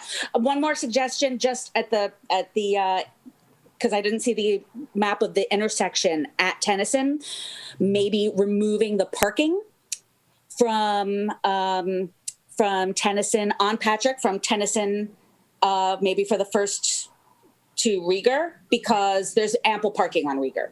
That's it. Thank you. Thank you so much. Thank you. The next speaker, Kim Haggett. Could you please unmute yourself? Good evening, council members. I have poor audio, so I'll be quick. Just 2 observations. The first is that this issue unified the Huntwood Business Park like I've never seen it before. Not the dumping ordinance, fiber optic cable, or other infrastructure, AC transit service, or freeway interchanges. None of them had the impact of this proposal that got response from the biggest employers in Hayward, our big trucking companies with big rigs, BART, as well as smaller companies, and all concerned about reducing the number of lanes through the center of a business park. Also concerned from businesses along Industrial and Whipple in terms of what the backup would be created. The second point is there is an appreciation of the staff accepting the position of those 45 businesses that we identified in a 2-week period. The staff was receptive. They answered emails. The Chamber's Government Relations Council and board also wrote letters, and I think businesses felt that they were heard. They appreciated staff's response and the recognition of the very special nature of a business park and the consideration that needs to be taken for 18-wheelers as well as smaller vehicles. So thank you, staff. That's it. Thank you. Thank you. The next speaker is Susie Hafstadter. And then I'm going to go ahead and, if you could please unmute yourself. Thank you. Can you hear me okay? Yes. Great. So my name is Susie Hofstadter. I'm advocacy manager with Bike East Bay. First, I just want to thank staff and council for this project and the presentation. It's been a really good process so far, and I agree with the previous comment about the responsiveness and community outreach. I really want to highlight the community workshop and walk audit that happened in 2018. Charmin did show a photo, but I just really want to emphasize that that was a special event where almost the entire group of people there were Spanish-speaking parents from elementary schools around Hayward, and there was a big response of folks there who all were saying, we mostly walk, we mostly take the bus. And it's not a group that we often see represented on council meetings or on online surveys or other types of outreach that are mostly in English or not necessarily accessible for folks. And the overwhelming response among that group was that it's extremely hard to cross the street and it's extremely uncomfortable to sit waiting for the bus with speeding cars going by. And it's just really scary to be a person out there with a stroller waiting to cross the street. And even at that stop sign in front of the library at Weeks Park, there's a stop sign and it's still hard to cross there. I think folks know what I'm talking about, which intersection I'm talking about, but all this is just to say that it's really important to be doing these road diets because it's a transformative for the experience of the pedestrian. And the bike lanes are great too. And I would just say that the previous comment about Tennyson is totally true, and that if you have people biking on the sidewalk, it means you need a better bike lane. So we need to kind of just keep working on the designs and to create really state-of-the-art facilities that people will use. And I look forward to continuing collaboration, and thank you so much. Oh, I also just wanted to mention that I would really encourage staff to do everything in your power to get those bollards installed as quickly as possible.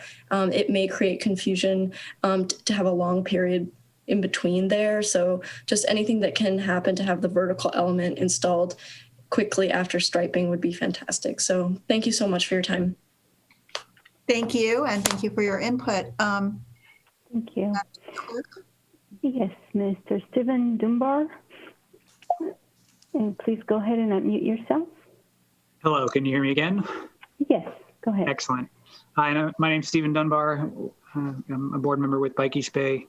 Adding on to what Susie was saying, but really, we talked about it last week.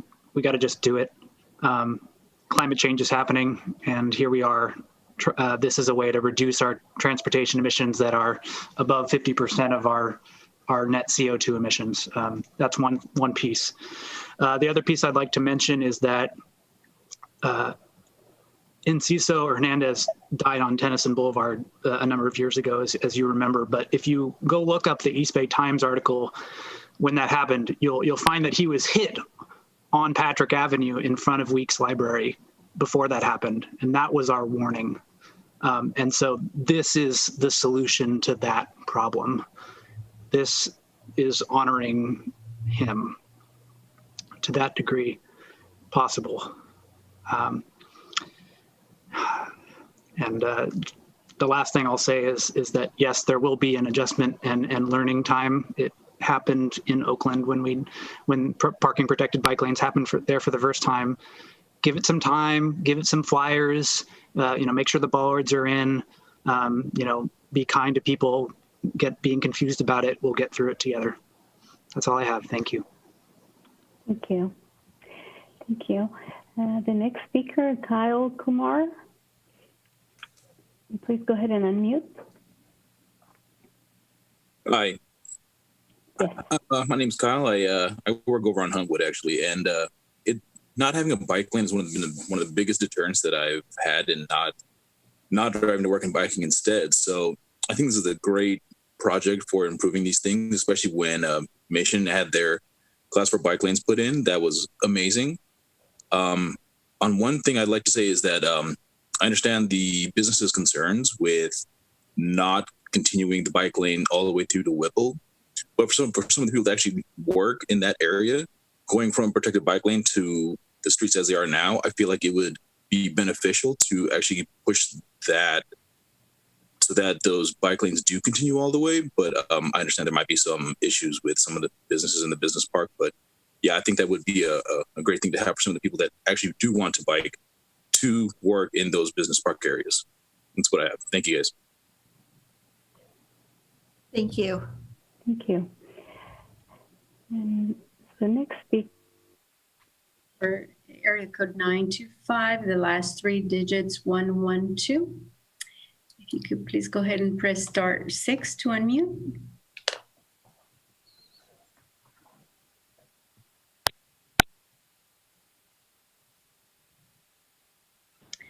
*6 to unmute. Go ahead.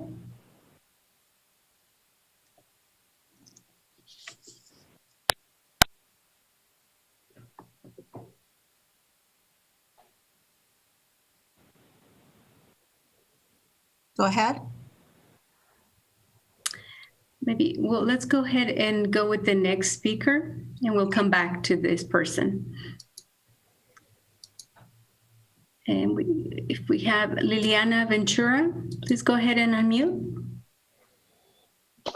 Hi, everybody. Can you hear me okay? Hopefully.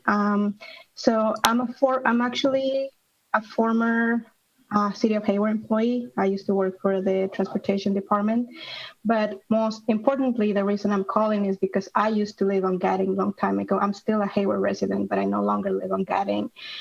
And my experience was living there, is what other speakers spoke about. It was really scary having to cross Gadding and Patrick. When I first arrived from Mexico, I arrived to Gadding, and I spoke little English, and I didn't have a vehicle, so my way to move around was by walking and crossing Gadding and Schaefer to go to Tennyson High School, or having to cross at the intersection by the Weeks Branch Library. It was also very scary. So I'm really, really happy to hear that something is being done along this corridor, and that, that this community that it was mentioned before, there's a lot of Spanish speaking residents that do not have vehicles. They have to take AC transit, they have to walk, they have to bike. So I'm really happy to hear that something is being done along this corridor, because I experienced firsthand having to cross many of the streets along Patrick and Gadding. And I came from Mexico City, which is like a scary city. It's a chaotic city, and just can imagine someone being scared to cross at Gadding Road. So that's all I have to say. I just want to show my support for this project. Thank you. Thank you. Thank you. Now we'll go ahead and try again with the speaker whose number starts with 925 and the last 3 digits 112. Please go ahead and press *6 to unmute.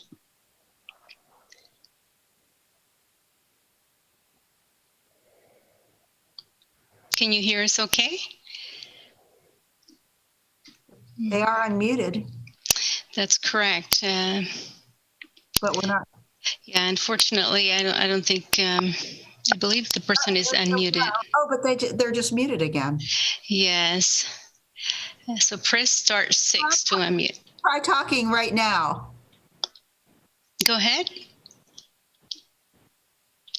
All right. Unfortunately, we're not able to connect. All right. And that was the last request? The last speaker. Yes. All right. So we will now go back to council, and I see council member. Okay. I do see council member Salinas raising his hand, but I also now see the council members Armenio and Marquez. So I'm going to go with council member. Yes. Are you able to use your button, council member Salinas? I'm going to go with the first person in line, which is council member Armenio. Thank you. I am going to move on this item, but I do want to say a couple of words. Especially those who have expressed some concern about the problems. I think that if you weigh everything, the public safety issue is the most important one in this case.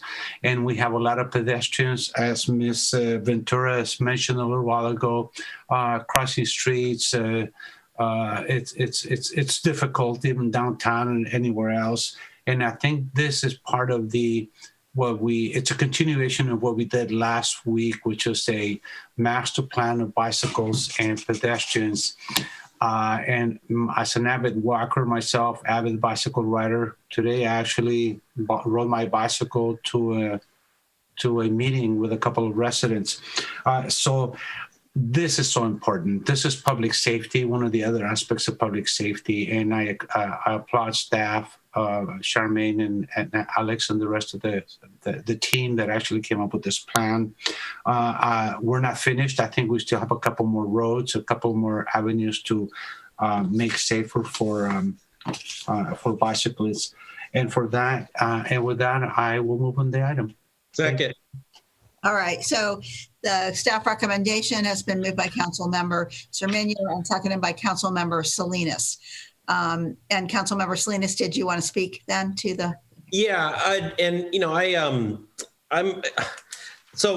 read the emails and I did talk to a couple of the neighbors there along St. Bede's Lane and in that little court, in that little sort of pocket of that little neighborhood back there. And, they were concerned. And the reason why I seconded it was because I wanted to really make the point of a couple of things. One, I want to let the neighborhood know that I was listening and I heard them. And I asked the questions to staff and I'm satisfied with what Alex and Mary, Director Mary said, and so I want to say that. Secondly, is that corridor is notorious for speeding, and I've noticed it more over the years. That corridor, the Gadding, particularly the Gadding corridor, that's also the perimeter of the Hayward Promise neighborhood. And that intersection, the Schaefer, Gadding, and Patrick, that intersection, that is a dangerous intersection. And what makes it so dangerous is cars will come northbound on Patrick Avenue, and there's like a slight bend to the street. It's not a straight corridor. There's that Patrick Avenue sort of bends, and cars will come flying down that street at a high rate of speed. And then there's a school there, right? And then people are often pumping the brakes. There are lights there. And I have seen just, and when school's out on, at 2 o'clock or at 3 o'clock, it's just a lot of activity on that corridor during weekdays. You have St. Bede's, you have Glassbrook. So anyways, the speeding is an absolute priority to reduce in that corridor. The other thing is slowing traffic down. And I think road diets, I agree with the opinions about reducing lanes and slowing traffic down. And then as a subsequent, promoting, walking, safe biking, and so forth. And not to take Council Member Mendel's thunder on this last point, but it can be changed if something happens and it, if it just doesn't work. I trust that we can go back and make the necessary tweaks and adjustments. So I really wanted to make those comments, and I wanted to assure the neighborhood that that I heard and I listened, and I also would say my last point is this: that Schaefer to Harder corridor. There's a lot of multifamily unit housing. There's a lot of apartments, a lot of kids. And I'm telling you, we need to slow traffic down. And I think this is part of our strategy. So thank you. And I'll be voting yes for this. Thank you. Councilmember Marquez, you're next. Thank you, Mayor. Can you hear me? Mm-hmm. Okay, great. I just wanted to thank staff for their detailed work and being receptive to all the input, especially from the business community. I know that the residents living off Patrick have some hesitation, but I was also very satisfied to hear staff's feedback that, this will be piloted. The goal is to work. We really want people to feel safe bike, walking, and being in vehicles. And the comments that were made earlier are absolutely accurate. This is a community with a high level of immigrants, non-English speakers, people that are dependent on public transportation and walking. So we do have a responsibility to make it safer and for everyone. So I hope that the neighbors will give it a chance to work and just have an open mind. And this is really for everyone's safety. And I appreciate, I think it was Stephen Dunbar who mentioned Jose and Cecil Hernandez, who lost his life very close to this. I know there was another woman who was pushing her young daughter. So this area, like we said, there's a lot of pedestrians, a lot of bicyclists. So I'm glad that we're making this effort to make it safer and hope that we can continue to do more. So with that, I am happy to support the motion and thank you, staff. And I'm really, really impressed with the outreach, the Haystack newsletter, the postcards. We love for everybody that cares about this issue to get the information. Unfortunately, that's not always the case. So please sign up for the Haystack and for council agenda and packet so that you can get the information. And thank you for all the callers that called in as well. Okay, thank you. Councilmember Wahab. Thank you, Mayor. I just wanted to ask our staff, Director Amiri, you heard some of the comments made tonight. I definitely want to see whether or not we can actually make some of the adjustments that were stated. I know that we have some flexibility, but I do think it's appropriate to kind of listen to the residents who as the lady stated, that when she pulls out of her area, number one, I do agree that traffic slowing down. We actually have complaints throughout the city about some of these residential smaller streets that have a significant amount of cars that are just speeding, kind of blowing through, whether it's stoplights or anything else. How do you feel about speed bumps and some of the comments that were made tonight? You're muted. Yeah. I'm sorry, the first comment that was made by Ms. Frankel, I just wanted to mention that the two left turns onto Patrick Avenue, they are going to be maintained. The 2 lanes at that intersection is going to be maintained. It's not going to be 2 left turn, merging into 1 at that intersection. Regarding speed bumps, for 4-lane roads, speed bumps are not appropriate. They are not recommended. Actually going to 2-lane is going to allow for speeds to reduce, make it more pedestrian friendly. Crossing the street is going to be easier.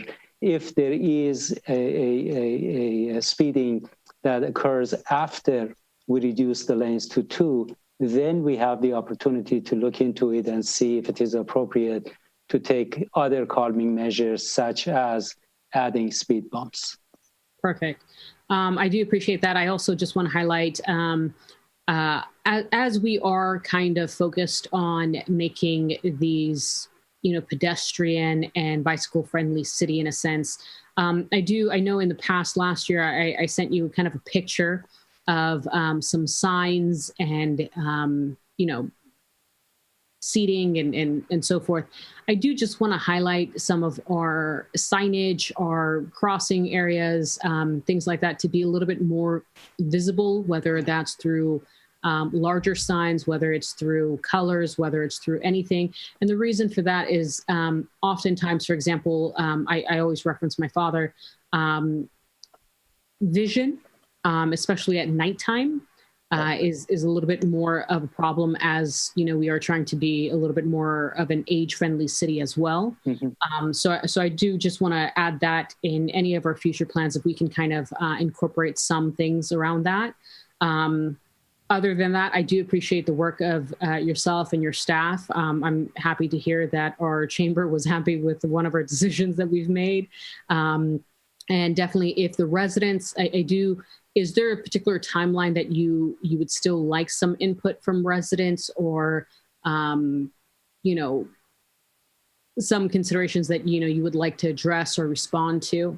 So we are always receptive and welcome comments from our residents. I really look forward to receiving them, because I want to know what they are thinking and what we should be doing and what we are doing right and what needs to be corrected. In terms of this implementation, as I mentioned, we have temporary markings on the roads. We cannot keep them for a long time because they are not as visible, as good as regular striping. So we have to go ahead and implement this. But we are open to getting comments and correcting if there is any need for corrections later on. Perfect. Thank you. And I do want the residents who are either on the call listening or watching, that are, for the most part, our staff is pretty receptive. Our Public Works Department is very open to last minute adjustments, responses. I've stated this in previous meetings, regardless whether we're talking about the airport or we're talking about roads and construction. So if you guys would like to reach out to our Public Works Director and his staff, he's very much open, and I can attest to that. So thank you. Thank you. And Councilmember Lamnon. Thank you, Mayor. I want to add my appreciation very much to the city staff for this project, to Sharman and to Director Mary and to all of the team that worked on this, as well as the community partners from Bike East Bay and the other folks that were mentioned. This was great outreach, great inclusion of community outreach, and always, we can't hit every 160,000th person, but I think this was a fantastic effort. And thank you, Councilmember Marquez, for reminding us about the STAC newsletter. Really appreciate the outreach and the staff work on this. I stood with Councilmember Marquez at the memorial for Mr. Hernandez, and remember the other lady and her child who we lost, that Councilmember Marquez mentioned, and the many other injuries that we've heard about and deaths in this corridor, as was mentioned in the staff report.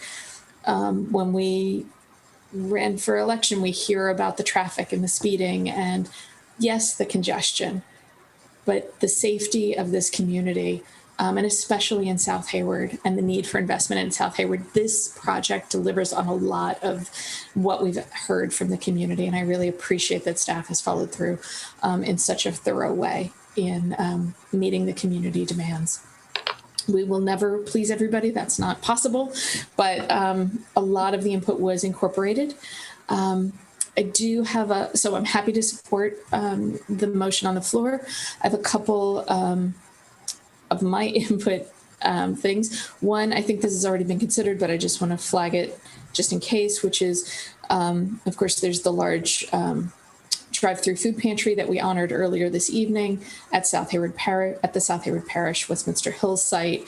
And the queuing for that often backs up down Patrick. And so how that will be handled. It probably already, I mean, I know it's already managed frequently well with the staff and the nonprofit staff, but just as we shift that, to keep that in mind, to notice, and certainly if community members are seeing this, we want to hear about it, you know, a concern about people speeding on other streets to get around this, you know, kind of defeats the purpose of the safety improvements. So, and then again, as I mentioned, or as I asked about earlier, that transition from 2 lanes, I appreciate that you said that it'll be 4 lanes right next to Tennyson Road and Patrick, right. But just being very mindful of the difficulty of that crosswalk right at Roosevelt and Weeks Park and South Hayward Parish and so on. And so just the engineering of how those lanes merge from 2 to 1 in that area. I appreciate that there is mindfulness already in the plan about driveways and corners, so to make sure there's visibility for folks. I know that was a concern of the community, and that's been taken care of, so I appreciate that. And I also appreciate that there the application for grant funding. And so, you know, bringing in the rapid flashing beacons, maybe it's bollards that are there to help highlight that class 2 bike lane on that last part of Huntwood. I don't know, but to sort of continue the protections through if that's needed. Always, as I know Councilmember Marquez always brings up, is lighting improvements.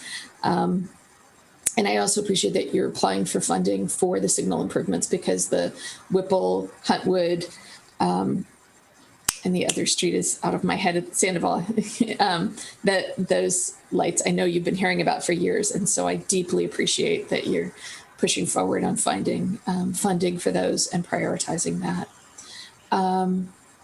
And I'll just lift up lastly, Councilmember Salinas' comment about the interesting crosswalks. And I appreciate Director Mary's comment about those being part of the planning in the linear parks. I think that sounds great.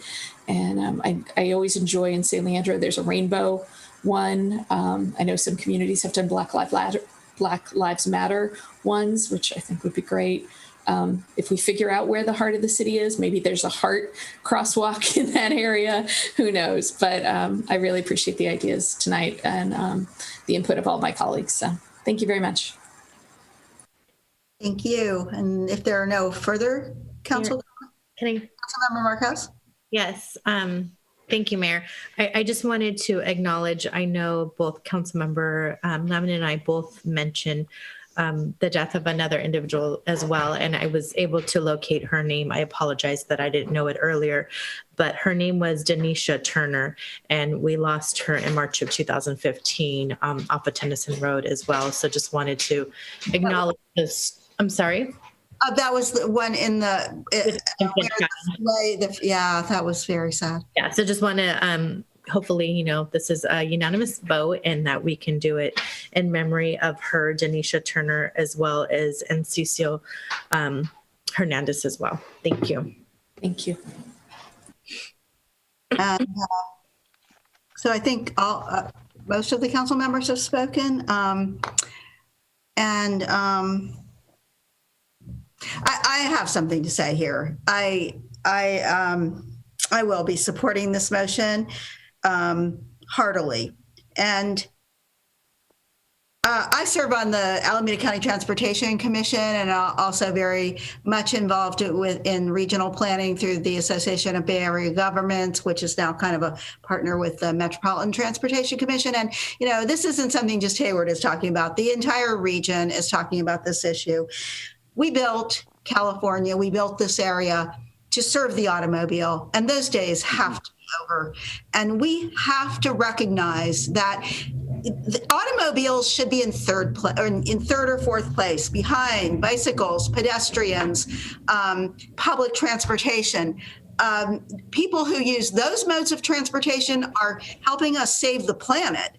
And we need to do this. We need to have more people getting into those other modes of transit. I will admit that my bicycling days are over, and I was never a great bicycler, frankly, but I did sometimes bicycle in my own neighborhood of Southgate when I lived there. And even then, I always felt like I was taking my life into my hands, even on the small neighborhood roads. But I am a public transit user and a pedestrian, and and want to feel safe when I'm out there walking and crossing. And it is absolutely disgusting the way speed limits are ignored, and people are ready. They're in their car, and that's all they care about is getting where they are going as fast as they can. They don't care about people who are actually doing a lot more for our Earth by taking other modes of transportation. And so I am fully in support of this plan, and I don't really care if it inconveniences some drivers, including me, because at my age I do drive a lot, especially around the city, and Councilmember Salinas pointed out this street is. It has schools, it has long-term care facilities, it has parks that children use, and our branch library and the South Hayward Parish, and all kinds of things going on it, where serving people who may not have a car, may not be able to drive, and we need to think about them. And so I just. I really would like to install speed cameras throughout the city. I'm sorry to be so much on my soapbox here, but we have got to change this attitude that cars get the right of way all the time, and the rest of us can just take back seats, so to speak. So, having said all that, I really want to thank staff for all their work. I think the public outreach on this was great. I know it missed some, one of the callers, and I appreciate it. But I loved the walking. I mean, when you actually get out there and walk, you can really see what you need. And we need to serve bicycles better. Last week, we passed our long-awaited bicycle and pedestrian plan. This week, we're implementing it. And so I'm really happy to do that. I like the idea of the crosswalks. Thinking about the crosswalks and making them more noticeable. And I would point out that we actually did that in a part of the city that I realize does also serve cars and needs to be changed, and that is our downtown. But on Foothill Boulevard, I think they're starting to fade. But we had the piano key intersection, which were fun. So I think that some thought can be given to that, and you might even enlist some of the people who live in the area, and especially our young people, in doing that. I was disappointed in that we aren't, we dropped the part about continuing this from industrial to Whipple. Although I will say, when we first had this as a work session a while ago, I specifically drove to look at this area, and I was thinking, do these businesses know that this is happening, and have they weighed in? And apparently they had not at that point, but they have now. And And I can understand that, because I do know, I mean, they are businesses and they do have trucks. Nevertheless, I think we had a caller, I think it was Mr. Coomer, who pointed out he wants to ride his bike. We want to encourage that. So we really do need to look at what we can do there that will still accommodate the trucks, that the businesses there want, but will allow for bicycle commuting to those jobs. And I thank Councilmember Wahab for the suggestion about better signs, and especially at night when it's harder to see them. So with that, I think I've said everything I wanted to say. And I, again, will say I'm heartily supporting the motion. And with that, I'll ask the city clerk to call the roll. And this is a motion that was made by Councilmember Zermania and by Councilmember Salinas. That's correct. Right. Thank you, Madam Mayor. Councilmember Lamnin. Aye. Councilmember Marquez. Aye. Councilmember Mendel. Yes. Councilmember Salinas. Yes. Councilmember Wahab. Yes. Councilmember Cermeño. Yes. Mayor Halliday. Yes. Thank you. Therefore, the 7 passes with 7 aye votes. Thank you very much. Thank you. Thank you very much. And that was our last legislative business item. So we will move on to city manager comments now. Madam City Manager. Thank you, Mayor and Council. I just had some positive news that I wanted to share from those of us that are financially oriented and like to geek out on this kind of stuff. Fitch Ratings affirmed the city's bond rating issuance of AA+, and also our AA rating that was specific to our Measure C certificate of participation issuance that was done in 2015, and have issued a stable outlook for the city's finances. We're very happy with this affirmation and outlook, especially given all that's happened in the last 12 months. The decision to reaffirm the city's bond rating is based on many factors, including our diverse revenue base, our strong fiscal and budgetary management, and a moderate long-term liability burden. There is a press release that we'll be distributing, and I'll send to the council as well, but one statement that was in the press release indicated that the city maintains the highest level of gap closing capacity and benefits from low revenue volatility. Fitch expects the city to manage economic downturns while maintaining a high level of fundamental financial flexibility. And I just want to thank the mayor and city council for your leadership over the years and keeping the city on a sound financial path. The Hayward voters who have voted to increase revenues through tax measures in a number of ways over the years in the city. And then lastly, and not least, our finance director, Dustin Clausen, and his team, who do an amazing job, mostly behind the scenes and unrecognized, monitoring our finances and keeping track of how things are going. So really just great news for the city, and hopefully we can stay on that same path and we will weather the COVID financial storm together. Thank you for that good news. We're happy to hear it. And Mayor, I do have a question for our city manager. Go ahead. To our city manager, could you please speak about what was happening at our food pantries? Some people have reached out in regards to a letter that's being shoved in all the bags. And then what is the current situation that the city is engaging?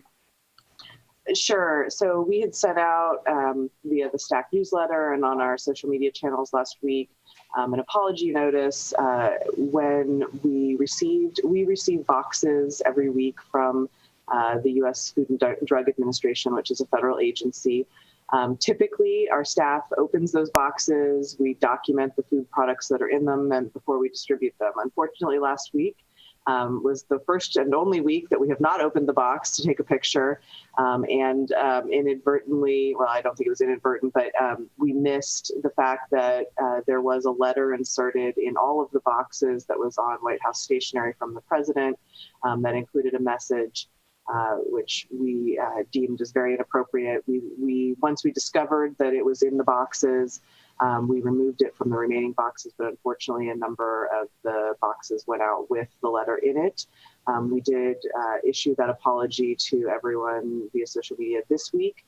We will be printing a copy of the message that we sent out to the city in both English and Spanish and inserting that in all of the distribution boxes. So if someone received the letter last week, they'll receive a copy of what happened and why that letter was inserted. Those letters were inserted well before those boxes even arrived in the city. We're not even sure who did that, but it happened well before the boxes even arrived at the city for distribution. And as of today, we are still pulling out those letters. Have we seen any updates? Because some residents have reached out to me today stating that they have still been seeing letters in these bags. So I just want to make sure that we are fully... Well, the boxes were all distributed on Thursday, so I'm not sure where new boxes are, unless some other agency has been distributing boxes from the FDA, in which case the letters might have been a part of the stated it was in Chabot, so... Yeah, that it might have just been one of the boxes from last week that did not get the letter removed before it was distributed. Okay. All right, thank you. And also, Madam Mayor, just to follow up on that comment, it was also told to me that the letters, I learned this from another meeting I was at, the letters that were put in the box, they were put at the very bottom of the box below on the bottom of the food. So, I mean, so even with volunteers to open the box and like take the letter out, you would have had to have emptied the box and then packed the box again to pull the letter. And so it was it was quite an event. But I also wanted to ask, I don't know if our city attorney has a legal opinion about this, or if a legal opinion has been applied to this, if this is in direct violation of the Hatch Act. And I don't know whether there's been any opinion generated or produced on that. Well, Mayor, this is not the first time something like this happened. A few months ago with the stimulus checks, there was an effort by the administration to add the president's signature to those checks. And that was perceived as being political advertising, which is prohibited by the Hatch Act. And I think there was also something similar regarding the post office sending out recent messaging. The problem, of course, is that the Hatch Act is a federal offense that is enforced by the Federal Department of Justice, which is unlikely to take action against President Trump. That's all. Yeah, and this was not an event that was limited to Hayward. If you read any of the news stories, like apparently this happened at food pantries around the country. So just for reference for our community. Okay, Councilmember Marquez, did you have a question for the city manager? Just a quick comment on her announcement with regard to our outstanding bond rating. Yet again, thank you for sharing that good news and for the mayor and council's discipline, and most importantly, our employees. They also need to be recognized. Many of them have sacrificed for probably over a decade now to help us get to this point. So I hope that in the press release, we also acknowledge their efforts. And I truly mean the city budget needs to be a partnership. We need all hands on deck. And the mayor and council has also taken cuts, and we've been very, very disciplined to get us to this point. So thank you for sharing that great update. Thanks. Councilmember Zermania, did you have a question or comment on the city manager's report? Yes, on the Trump letter, I mean, I saw that we apologized, but in my mind, we really should not be apologizing because we are not responsible for putting those letters. So while we apologize, we should also state we are not responsible, because I received an email today from somebody who had found the letter at South Hayward Parish box saying, how can we approve of this action? And I said, hey, we're not at fault. So that's something. So it's good to apologize, but we must also state we are not responsible. We did not do this. We did not know about it.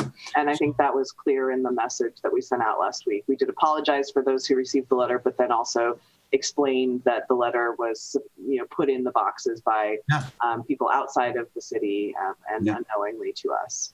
Good. Gracias. Perhaps the better wording is we regret that this happened, and we have taken every step we can to see that it doesn't happen again, and that we just regret that we didn't catch it in time to take it out of all of the boxes that it may have been put into. I think perhaps we ought to maybe at least register a complaint with the Department of Agriculture about this, and add our voice to saying we hope that it doesn't happen again. So with that, we're going to move now to council reports and announcements. I'm not seeing any hands go up for that. Really? I'm not. Okay. We're going to now move on to our adjournment. And as I said earlier, we're going to adjourn this evening in memory of Donna Martins, who passed away, I think, just about a week ago, actually. And sadly, before she could see the bookmobile that she and her husband so generously financed for our library. And she and her husband were involved, as I had alluded earlier, to helping a number of other organizations in Hayward, including the Historical Society, Chabot College's annual student scholarships, and in the region in funding cancer research at UCSF and also their Department of Radiation Oncology. So I know that she's going to live on in the hearts of all who have and will benefit from her generosity and the work that she did, and especially with our new bookmobile. And I see that our library director, Genty Adelman, has joined us now too. Did you want to say anything, Genty? Ms. Adelman, I'm sorry. Oh, that's okay. Thank you, Mayor Halliday. I really do want to express my profound gratitude and just appreciation for both Mr. and Mrs. Edwards. They've been so kind. They've been nothing but supportive, and just their interest in Hayward and seeing our community flourish has been amazing. And so it was really very devastating to hear about Mrs. Martin's passing last Monday. But thank you very much for the commendation and honoring her this way. And I know the family appreciates it very much. I did talk to them on yesterday, and so they really are appreciative. Thank you very much. That's great. And we'll be getting the proclamation and also, news of our adjournment this evening. And I'll ask the city staff to perhaps work with Mr. Martins and the family to see if we can dedicate a tree in the city somewhere in their honor and memory. So with that, and until we will not be meeting next week, so until our next meeting on Zoom on October 20th at 7 p.m., we are adjourned. Thank you, everyone.